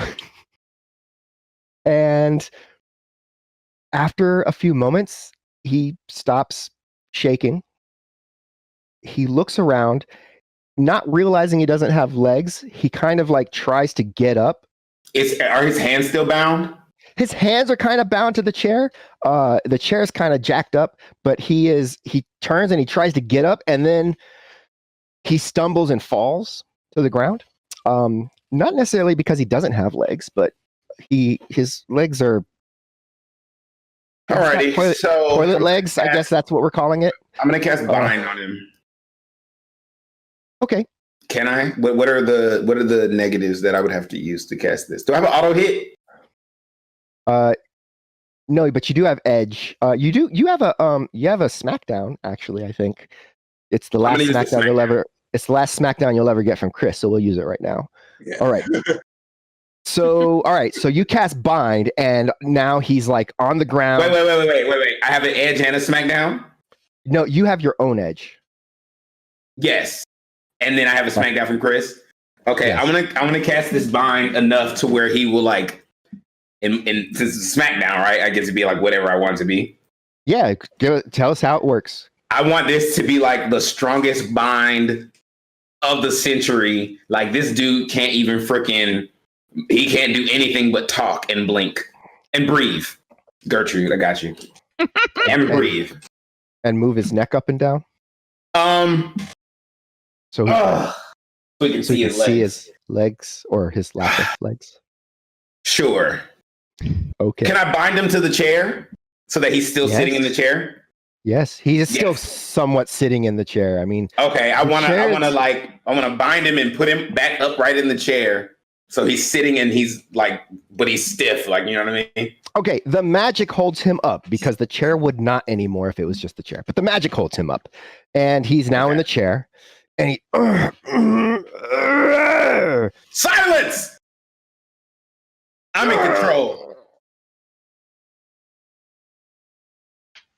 And then I look at I look at Satchel behind him and like give him a little wink. It's awesome, isn't it?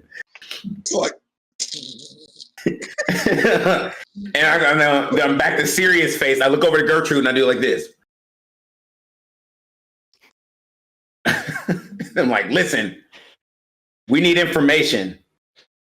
And this can go one of two ways. It can go hard or it can go harder. Now, don't freak out, dude. I'm a master magician. Just gonna tell you straight up, you don't have any legs. He looks down to his stumps, and he gets to roll a die. Now, the reason he gets to roll a die is not because he's not going to beat 4 with one die, and he's got to get a 6 to even get a success. But he could roll a 1. I always allow for rolling a 1. What does that mean? It'd be really bad if he gets a 1. For us? Oh. No, for him. So he got 0 hits.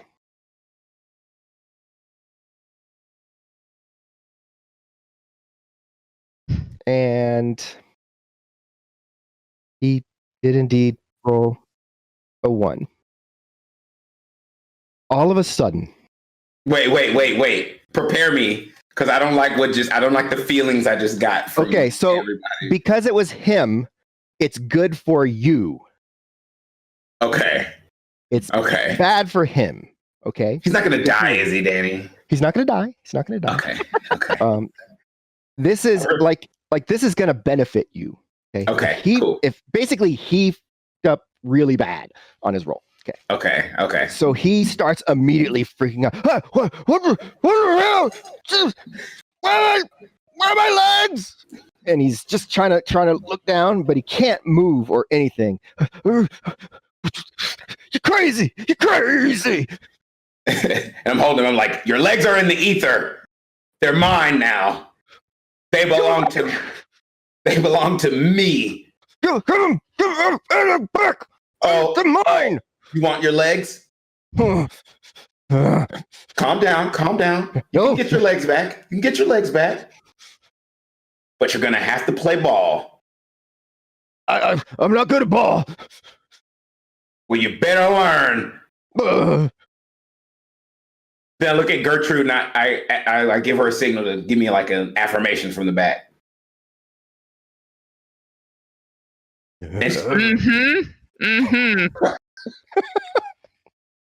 Yeah. Good. So, and then I'm just like, then I look at Gertrude. What do we need to know? It doesn't matter. I'll tell you everything. Just get my legs back. I'll give you your legs back. You'll get them. But right now they're in the ether. And if you don't answer quick, the ether bunnies are going to eat them. So you better cooperate. I won't be able to fight without legs. What does he know about Richard Bryson? What does he know about Richard Bryson? What do you know about Richard Bryson? He's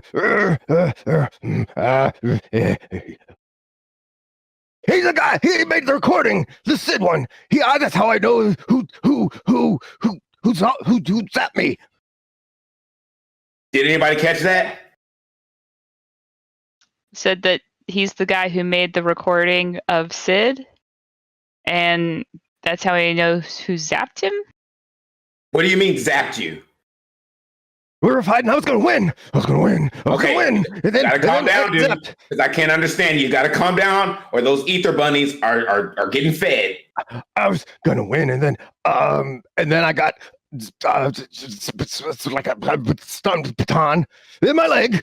It jacked me up, and then the guy hit me in the face, and I lost. You were supposed to throw that match though, right?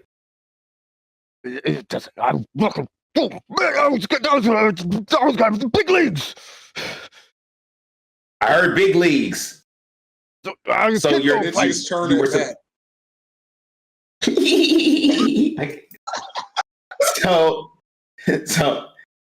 So essentially, you were supposed to throw the match, but you didn't. So they shocked you. Cyberware. You had to pay for your cyberware, and your punishment. Aha. Okay. So you had to choose between paying for your cyberware or throwing the fight like they told you to. And since you didn't throw the fight, they zapped you in the middle of the fight. Sid did it. It was Sid. Sid, that little worm. Sid.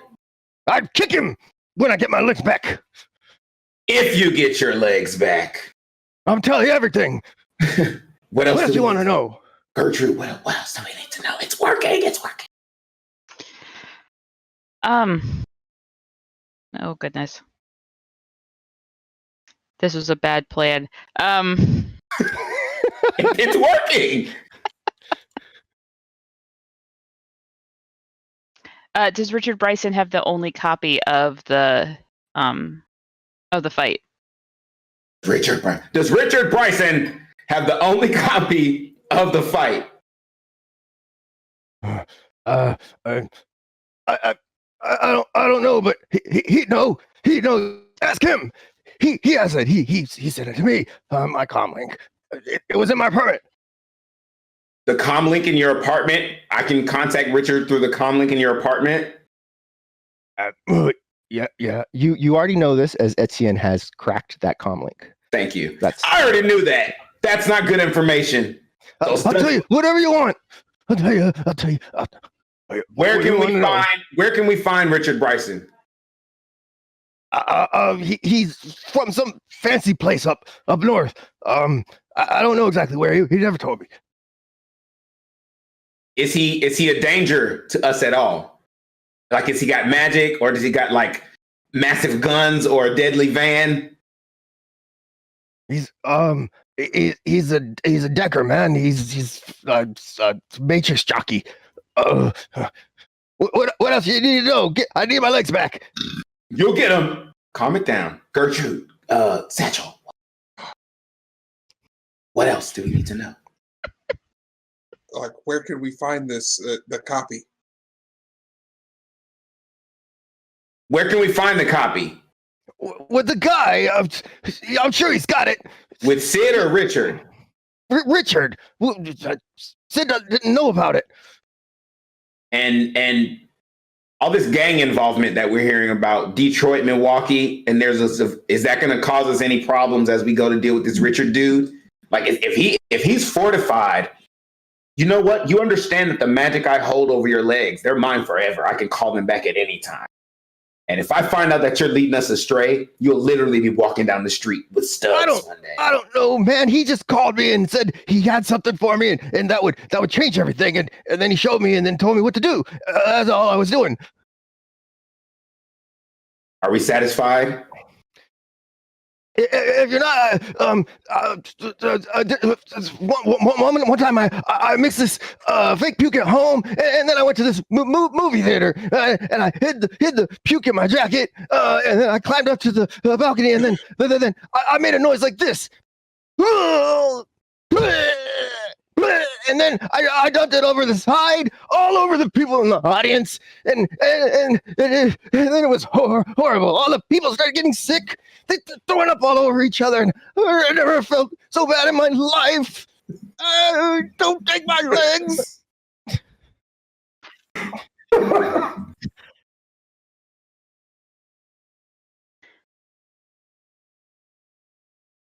And then so Satchel he kind of looks over and sees if he's kind of like, are we done here? And then I'm looking like, I really just want to keep asking this guy stuff, but I really like this guy. Right? It's like, oh, yeah. Gertrude, are we satisfied?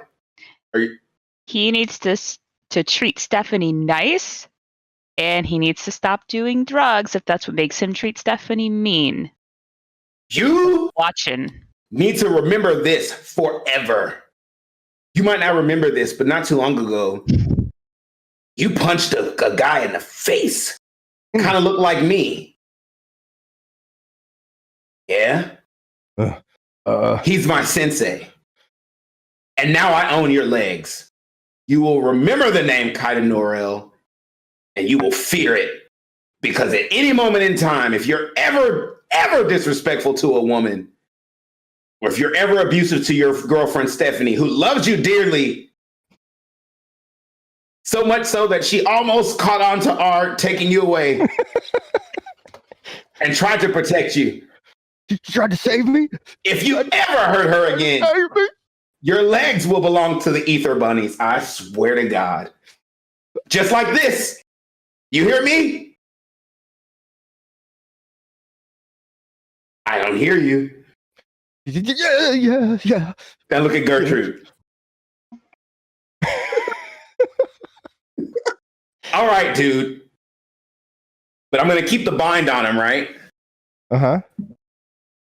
You want your legs back? Please. Yes, please.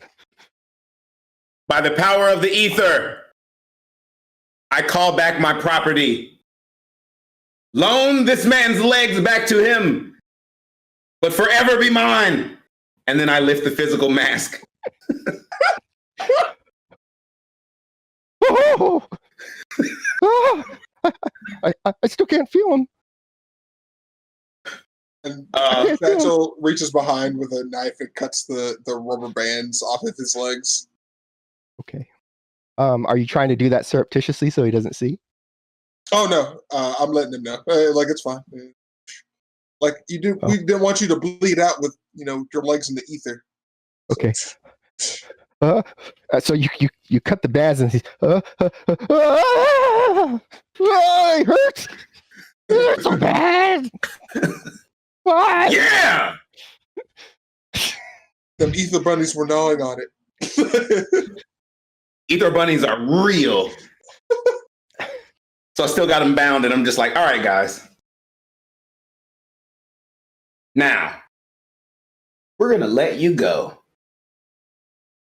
If you try anything, legs, ether, or turn around. He can't. Oh, that's right. So then, so I say, or, and then I turn him to face the spirit. I'll allow it. Okay. What the hell is that? Your consequences. The spirit just looks down and is like, and then I can't make a belch just happen. So he just burps like taco smell into his face. And then I turn him back towards me. Capiche? What is that, French? I don't know. Do you understand? Yeah. All right, guys. Spirit, keep an eye on him until we get to the car. Please. Okay. And then You got another taco. I do. I give him a taco. Take two. Ah, give him thanks. two. Give him two. Give him two. This is like I only got 5. Like I ate one. I already gave it, and I'm giving him 2. Well, Spirit, next time that we do this, we're taking you to Taco Temple. About it. Great. All right. All righty. So then I'm going to keep binding him until he's out of our sight. Okay. So I've give Miguel Garza a taco until I only have 1 taco left. And then you put it on his lap, I guess, because he can't take it. Yeah. I put it on his lap before we leave. I'm like, so you don't pass out on the way home. Walk out. And as you walk out and you release the bind, you hear a collapse to the floor. The chair breaks under his weight because it wasn't actually a chair anymore. Right. And then you hear the sobbing of a man who's just been defeated so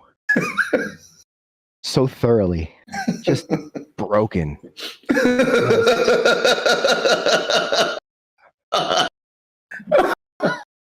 Just feels bad, man. Just pure sadness on this dude. Sorry. Why do I feel so bad? I don't. Listen, we got what we needed. No blood was shed. We're awesome. As you climb back into the ambulance, you think you can hear the faint sounds of the sobbing coming from the 3rd floor. As you close the door and drive away. A minute later, the spirit sort of manifests inside the van, eating a taco. He didn't want it, and then he eats the rest of the taco.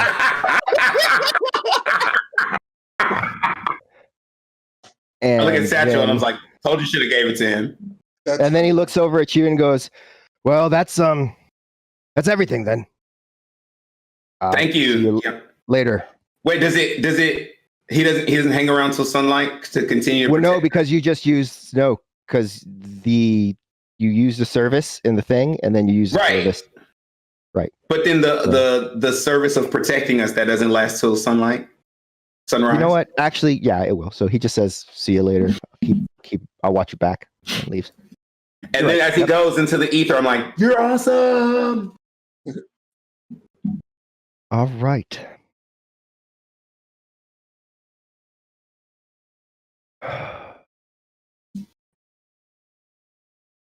All right, so we're back.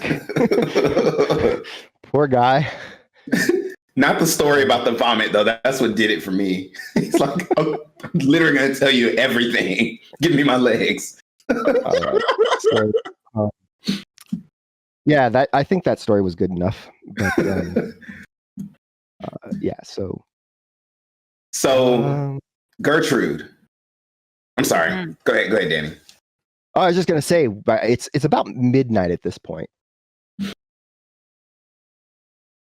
It sounds like we're going to have to go after this Richard dude, but it doesn't seem like it'll entangle us with these other gangs. So I don't know, maybe we want to rest up before we go after this guy, or maybe we want to strike at night while the knife is hot.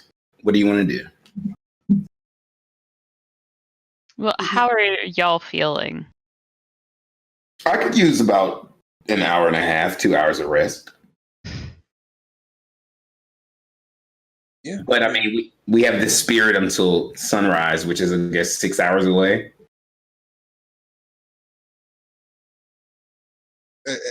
Etienne, have you figured out if he's at the house right now?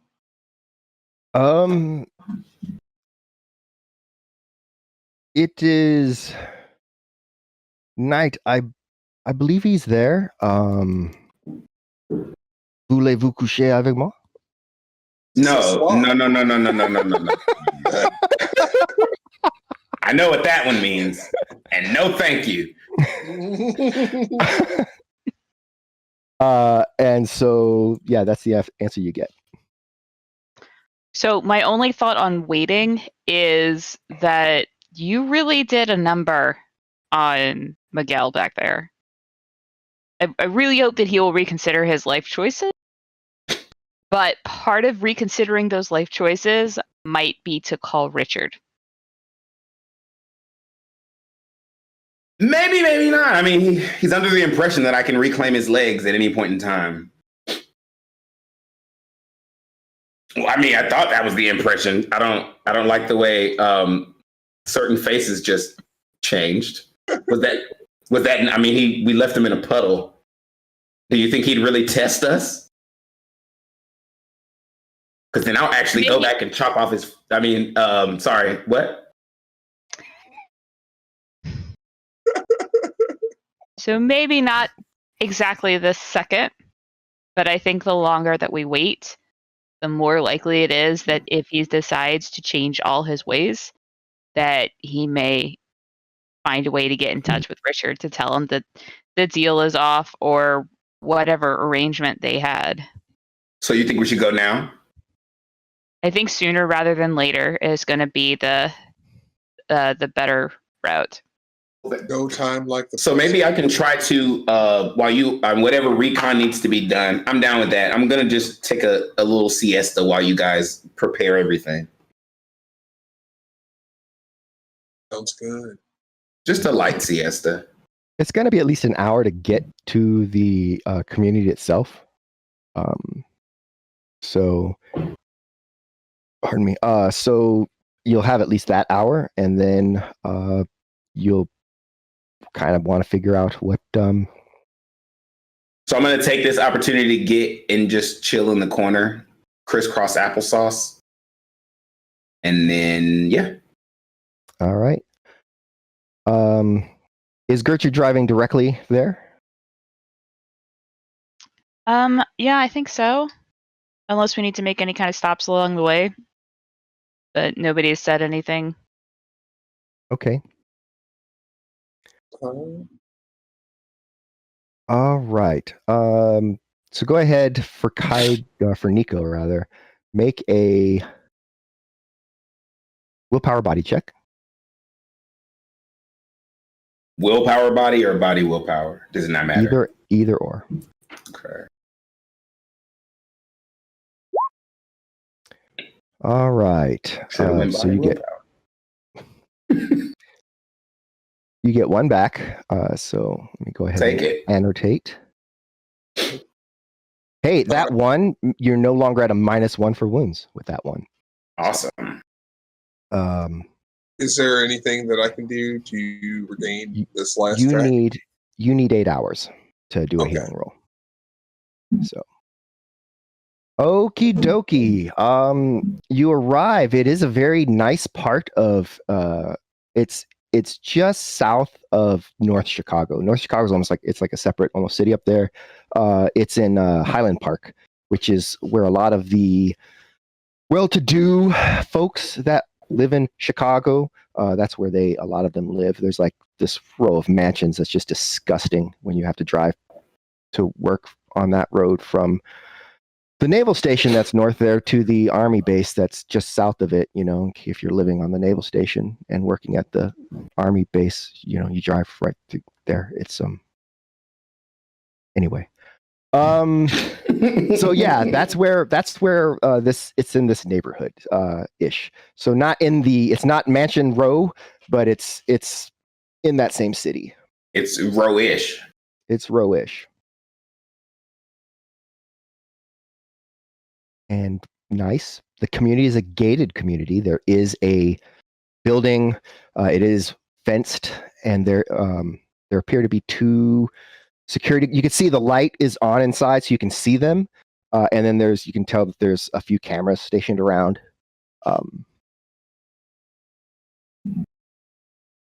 From what Etienne says, basically, they stop anyone pulling in if they don't register as a resident, and then they ask which business is.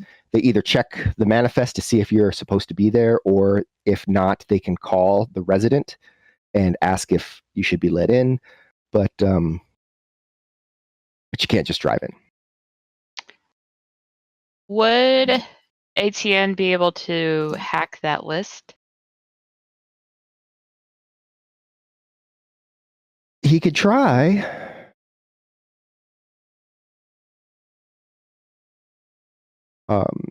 He is going to attempt to hack that list. So the first thing he's going to do is where's his skills at?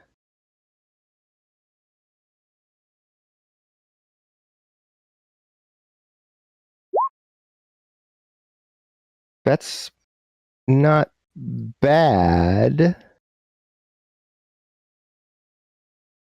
Let's see here.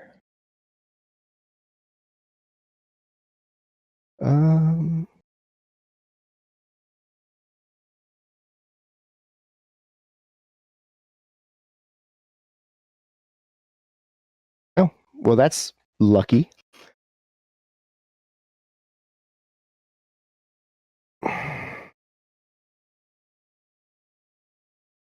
Really? Okay.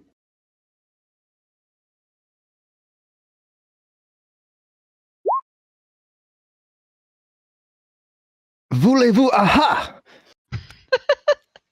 And Voulez-vous aha? Yeah, that's how it goes, right? Aha. Anyway, there's a lot of French in pop songs and stuff. Now that I'm thinking about it. Anyway,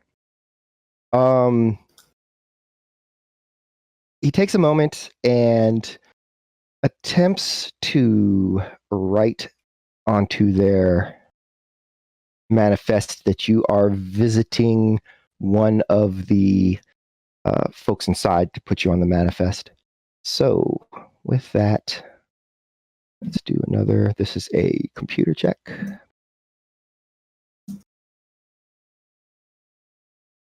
Oops, nope. There we go.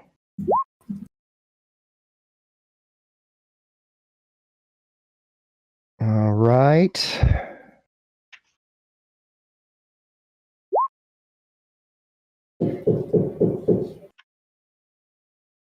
Who is it? Tries again. Oh, he's got his agent. So let's do that. And after a few moments, he says, "Et tu brute?" And then, isn't that Latin or Roman? wait, what? That's Latin. It's the same. It's the same thing. You're literally over here just like foreign language. Yeah. So so he gets that. He looks over and says, "Okay, so we are manifested to a Regina Waters." Yeah, Regina Waters, and we're here to fix the plumbing.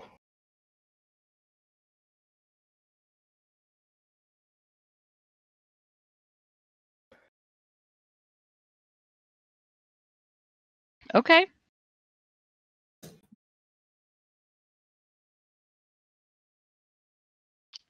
So with that all set up, I will pull up to the gate. All right. As you pull up to the gate, you are flagged down by the guys. One of them steps out.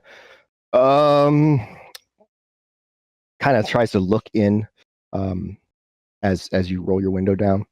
Etienne is sitting in the front and make sure that he has his toolkit there so that it looks a little more legit.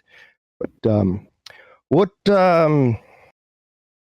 brings you in this evening? Hi, we're here for Regina Waters. Regina Waters. Okay. Is she expecting you? She is. She has a little plumbing issue that we need to get in there and fix. I see. And he pulls up his little pad and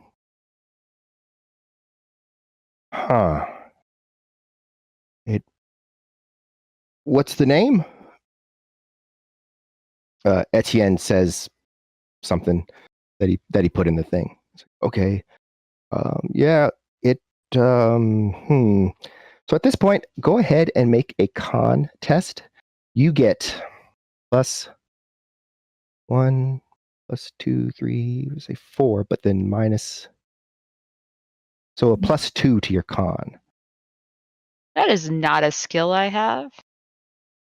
It's charisma +1, or default a roll social, default charisma social +2.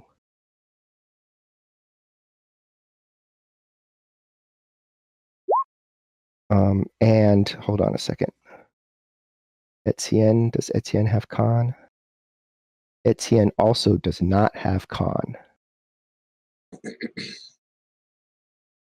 Do you want to use edge to re-roll your misses? Oh, I would. Can I use after the fact an auto hit? You can, to make that a 1.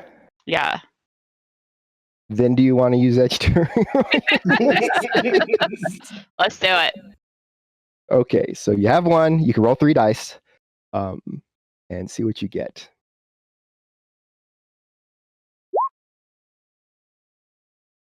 Not bad, not bad. That's 3 hits, which is better than 2. Thank you, chat. Okay. Tender Mage specifically. Okay, Dope, dude. Because he's not trying to kill us now. Just wait. I guess it checks out. You have the address, right? Mm-hmm. Okay. So do go ahead and head directly there, please, and good luck with that plumbing problem. With that, he backs away as you roll up the window and drive on in.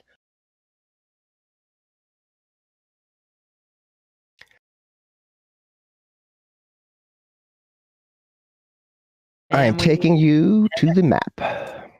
Yeah. All right, so here's the map. It looks like canvas because they're very, very, very, very, very tiny squares.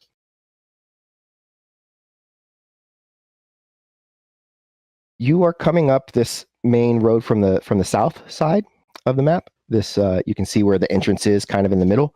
So you basically have to drive up about a third of the way, then kind of just follow the curve around, and then there's a fork, and you can either, well, turning right is direct, turning left at the fork be a little bit further, but you'll get there.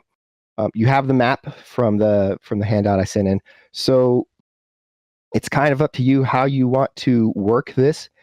Make a perception test if you are looking out the window at all. Yes.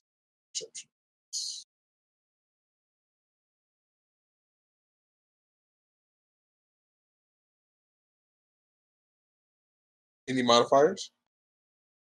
Nope, just whatever natural modifiers you have. Okay, 2.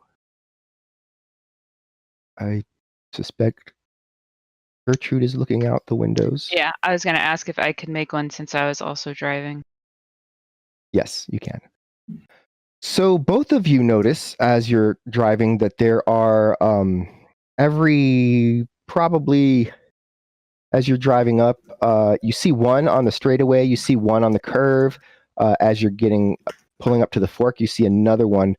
You see drones, just these wheeled drones kind of cruising around. They all seem like the same model. If you have the proper knowledge skill, you can make a roll. I believe Etienne does as well, so you can ask him if no one else does. Jesus thing. All right. Hey, at the end, what are all these drones running about?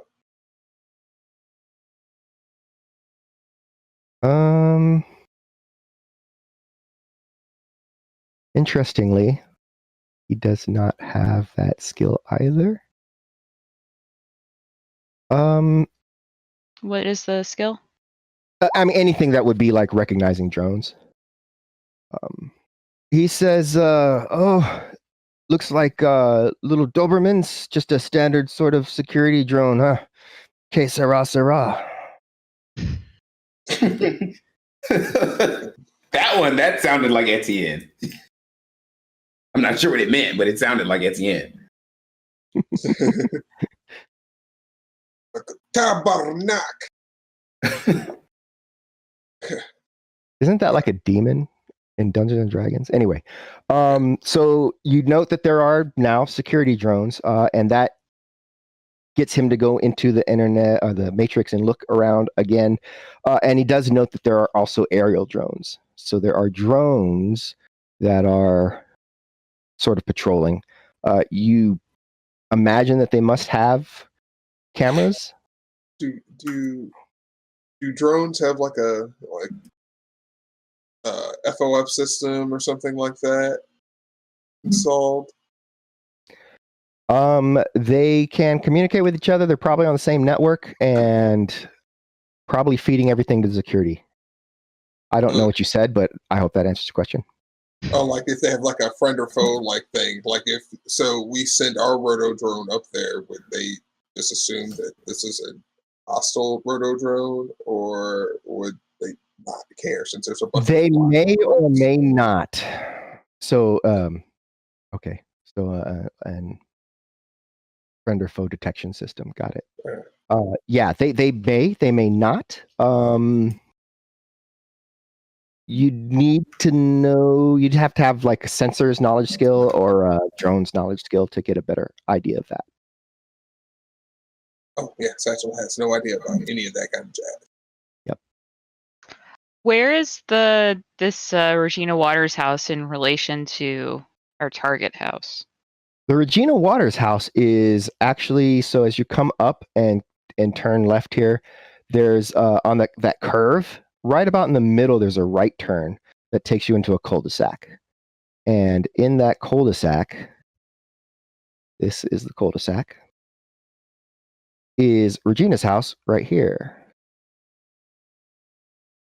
This is the target house. I'm surprised there's an area like this in Chicago. It's not actually in Chicago. It's the part of the sprawl, Okay. and it's Highland Park, north of Chicago. Okay. It's about a 30-minute train ride. Okay. All right then. Shoot. So we have a couple of options. The first option is to park in front of Regina's house and cut across a couple of yards. The second is to keep going like we missed the turn and then break down in front of the target house. Those are the two options that I can come up with right now.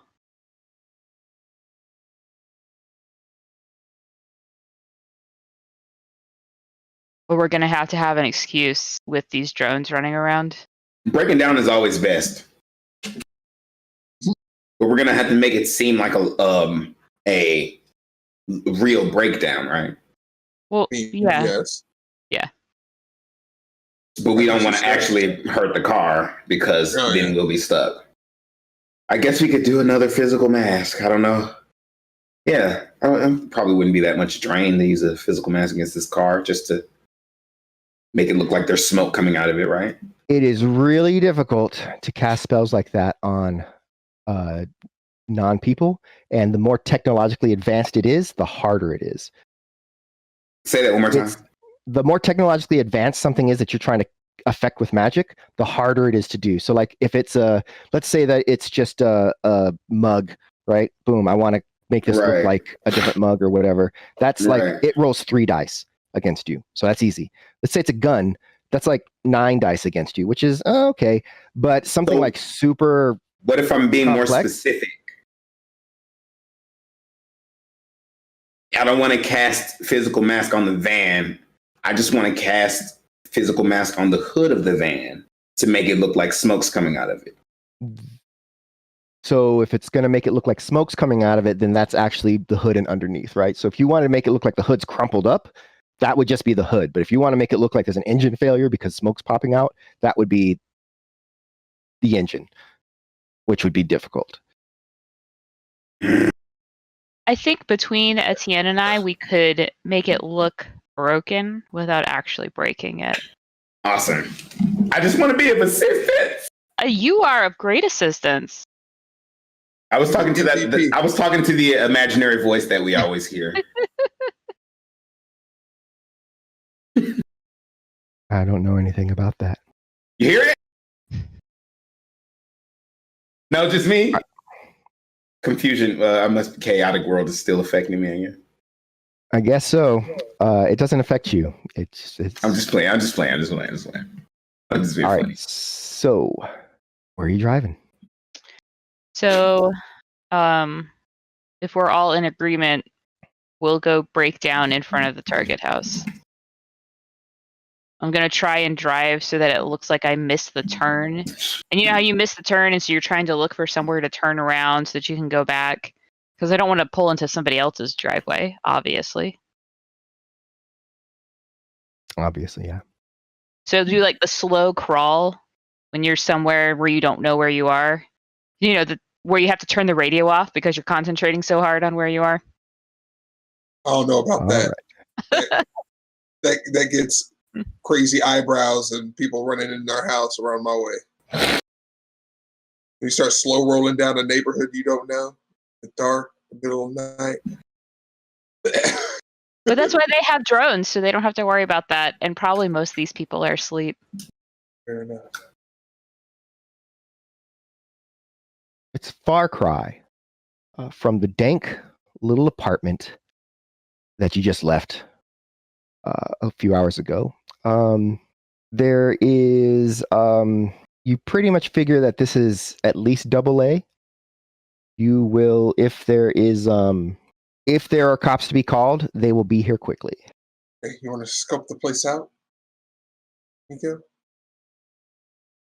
With your Casper the Friendly Ghost scout move? Can you not hear me? Me? Oh, yeah. I was asking, I was asking if you wanted to go into the astral and see if there's like where people were in the house, or if there was like an easy way into the house. Well, before I do that, I'll just flash on my astral vision, because once I'm in the astral, if there's any spirits around, they'll see me.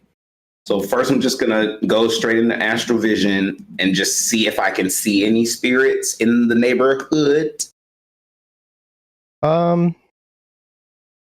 Why, yes. Yes, you can. Mhm. There is one spirit that is hovering over the house. The same house that we're talking about? Yes, there it is. That's how big it is. Okay, It's so not that big. so I'm gonna tell the people, okay, like, so here's the deal, guys. Everything just changed. So there's a spirit hovering over that house, which means that someone here has magic, which means that they can also sense my spirit. Possibly. So good thing that we did this whole breaking down thing, because otherwise it'd look really sus. So I mean, that's still only going to last for so long. yeah, and I don't think if I was to then astral inside of this house, it would go well. Because I'm pretty sure that the spirit would blast me. Yeah, and I can't do much against spirits. And then I can't either in the astral.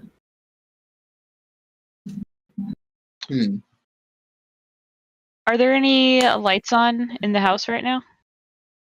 They're not from the front, which you can see, but make a perception test. I can always kill the spirit, but then that's like guns blazing. And then the mage will know. And then the mage will know. You can tell that there is definitely a light on somewhere on the side of the building, on the west side of the building, maybe behind this, whatever this is, garage or whatever that's sticking out. There's definitely a light on back there because you can see it kind of shining on the bushes, but it could be an outside light. Did we happen to get any sort of like schematics of this house or any idea about things like exterior lights or alarm systems or anything like that? We also have to remember that this guy's a techno person too, right? He's a decker, right? Mm-hmm. So if we're fishing too much on his network, I don't know. I'm not deckish, but wouldn't he be able to tell? I don't know if it's like magic, but I mean, wouldn't he be able to tell if we're like this stuff? Well, one of the things to consider, in that Nico knows, and you've probably explained it elsewhere, is that spirits, even though they are on the astral and all this kind of stuff, they still require line of sight to see somebody, right? So you can still sneak even though a spirit's there. And the spirit's not stationary. It's not just looking in one direction. It is kind of doing a circle. So there are, like, you could do, like... I can astral sneak into the house? You could astral sneak into the house when it wasn't looking, if you just, like, zipped out pretty quick. That's the thing you could do. Also, if you're just regular sneaking without using any magic at all, you can also sneak. It's just the thing that makes that difficult for like someone like Satchel is that he can't see when the spirit's looking his direction, right? So like, you know, red light, green light, you don't know when it's red light. So. But I could also do it. I could also do it. In physical, right? You could sneak up in the physical too. It's the same thing, and you actually could. Safer though. It's you could do the red light, green light part. Like you could be like green light, you know, and then everyone scurries, and then you just before it turns around, you just be like red light, and then everyone stops, you know, like that kind of thing. I'm not saying that you have to use green light, red light. I'm just. I'm once again at a loss, people. I feel like this is risky. Whatever we do, we're gonna have to sneak up. If we want a better schematic of the house, I'm gonna have to probably sneak in there to get it. So really, sneaking in. I mean, we could all go together, or I could just go, or Satchel could go by himself, and we could just communicate over the comlink. I can tell him what the spirit can and can't see. Yeah, I'm not very sneaky, so... Satchel's the sneak master, isn't he? I'm pretty sneaky. he says, and he kind of like shrinks into himself a little bit. But yeah, I got this. Yeah, I got it. Let's do All right. it. So I'm going to. Oh my goodness. So I'm going to close my. I'm going to go into Astrovision. Okay. And then I'm going to look at the spirit and see what direction they're looking in. Are you ready, Satchel? As ready as I'll ever be. All right. So it stops and starts looking at you. Now, the reason it does this is because when you go into astral vision, you become dual natured. And so now you're actually on the astral and the physical at the same time. Why didn't you tell me that? Boom. This is just learning the game by having it happen to you. So it's not like coming after you because you haven't crossed any thresholds, right? You haven't like come at it yet or anything. So, but it's just noticing you right now, which does just kind of change its pattern. So the idea here is you can't just stay on astral vision the entire time. You've got to kind of try to time it so that like you're watching, and then when he turns away, you move forward, and then as he's coming up, you got to like turn it off as you hide. So it's just. It's just. I want to see if I can trick the spirit. So I want to see if I can trick the spirit. Okay. So the car's messed up, right? It looks messed up, right? It doesn't look messed up to the spirit, just so you know. Oh, the spirit can tell it's fine? No, it doesn't look like anything. It looks like a big box. Box of nothing, right? Okay. Yeah, big box. So, but they've made it look like terrible. So I'm going to go out and look at the hood, right? Okay. And then I'm going to turn my astral vision off or whatever. And then, do I know where the spirit is in relate? Like, no, I don't know. I don't know what to do. I kind of want to do like a diversion.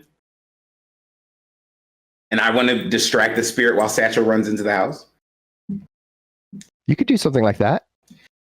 But Satchel will have to go one way and I'll have to go another. And so I guess I can keep the spirit. If I stay in astral vision, then the spirit's going to be focused on me, right? I mean, it's going to be a little more attention to you than normal, but it's probably not going to do anything wonky, and it's still got to do its patrol because it's smart too, and it knows things like about distractions and stuff. So you'd have to really get its attention. Right. Or you can just stay on the street, and when it's turned away, just give the signal to Satchel. If Satchel's just going to go by himself, then you can just stay on the street watching it the whole time, right? I'll just do that. Make it overcomplicated, yeah. I'll just do that. Okay. So with that, you are going to give the signal to Satchel when to move and when not to move. Got it. Satchel, I need you to roll a sneaking check. Sneak. Sneaky sneak. Sneaking. Any modifiers? Nope, there are not modifiers for you here. Okay, so you get a good deal up and then duck behind some canisters as Nico tells you to hold. Okay. And is he still looking at me, Nico? And then I check to see if he's looking. All right, 1 second. We do have to make sure that you are properly hidden whenever you do this. So it does have perception that gets rolled. Who, me? No, it does. Okay. It's got to beat your 8, but all right, so it doesn't seem to notice. It slows down again as it's looking at you, looking at it, looking at you. But then after you don't make a move, and it kind of turns around again, and you let Satchel know to go. Go. Which direction are you going, Satchel? Yeah, you can see you can see how the house is, so you can kind of go to the left or the right. On the going to your right, so to the left of the map, you do know there's a light on over there somewhere that Gertrude told you about. I'm not going to go into the light, so I'm going to go to the right side of the house. Okie doke. Do I need to make another sneaking check? You do.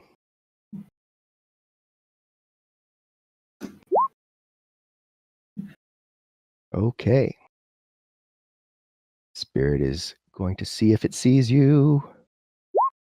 Oh! I'm All right. going to use it.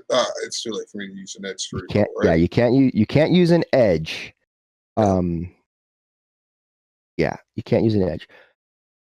All right. So as you're watching the spirit kind of doing its circles, kind of, and then it slows down again to you, so you tell Satchel to stop. Stop, Satchel. And he stops, but then as it slowly it's looking at you, and then it kind of comes around to the side, and then as it turns, it does indeed see Satchel. And you notice it kind of like whips up about 10 feet in the air, Kaida, or Nico, and pretty sure the jig is up. And with that, what we will do is return next week to see what happens when this spirit notices Jan Satchel sneaking around the house. Thank you everybody for joining us. I had a good time. It's a little bit different on the interrogation, but creative and fun, I think, to play. What do we got going on? Anybody got anything special going on? Duria, you've got your GoFundMe still. Yes, we're almost where are you at on that. We're almost at 2,000. We are like 100 away, and we need as in 3,100 more to make our final goal. We had our first pre-production meeting on Sunday, and that was really fun. So please, the GoFundMe is still open. That's GoFundMe/F/flirting-W-Destiny. Like $1, $2, whatever you can donate would be very, very much appreciated. And we set the dates. We're filming this June, that week where the months intertwine. Can you put that both in the chat and then also in the chat here on the in the app, the Roll20? Kinder Mage just put it in the chat. Oh, look at that! Because he's a baller. I believe Kinder Mage is I believe the pronouns are he. I'm assuming, and that's not good. But Kinder Mage is a he. I went ahead and did this. So if you're looking in the thing, you can see if you're watching on YouTube or whatever, and it's not the summer of 2021. This is a GoFundMe, not a Kickstarter, so it's running until forever actually. And so help them out because it's the arts, and that's wonderful. And it's Duria, you're the script writer, right? Yes, I'm the script writer / showrunner because it's a web series and we're filming the pilot. Awesome. I'm not directing it, which is going to be weird, but I've decided to just write it and release it. That's scary. Okay, it is scary. So all right, and if you're looking for little cosplay trinkets and what have you, Jen, of course, has her Etsy store, the Geek Forge. So please check that out. All kinds of neat baubles and things. And then also, if you can, catch her when she's free, she does larger projects as well. They're called Twi'leks, just so you know. I do. I'm live streaming right now on Thursday mornings at 10 a.m. Eastern Standard Time from 10 to 11, where I'm working on various projects. And apparently, I don't know how to pronounce Star Wars words. Yeah. What kind of fan are you? I mean, it's a made-up word. It's pronounced however you want to pronounce it. All right. So, and then Chris is apparently dragging Thomas and Sarah around and getting them drunk. So continue doing that. Thursday is Dungeons and Dragons at 8 o'clock Central. Friday is our community game night at 7 o'clock Central. 8 o'clock Sounds Central. about right. And well, there it is on the thing. So yeah, community game night is on Friday, and Saturday we have 10 a.m. Central is D&D episodicals, where I think Chris is gonna die. And then of course Probably. join us on Sundays for Like Clockwork. We've also got our streamathon coming up in a couple of weeks. That's 36 hours because we hate ourselves. But we'll be donating to a good cause for that. Hang out on our Discord for more information. And yeah, that's it. I'm talking and talking and talking because I don't want this night to. No, I'm just kidding. So yeah, thanks everybody. Thank you for watching. Thank you to the cast, and as always, thank you to Tom for doing this Never would tech made thing. And he got rid of the screen because he, and I didn't think to do that because I wasn't thinking to do that, and he did, and now the map looks much nicer for everybody. Yeah, it's great. But awesome, and we'll see everybody next week. Goodbye.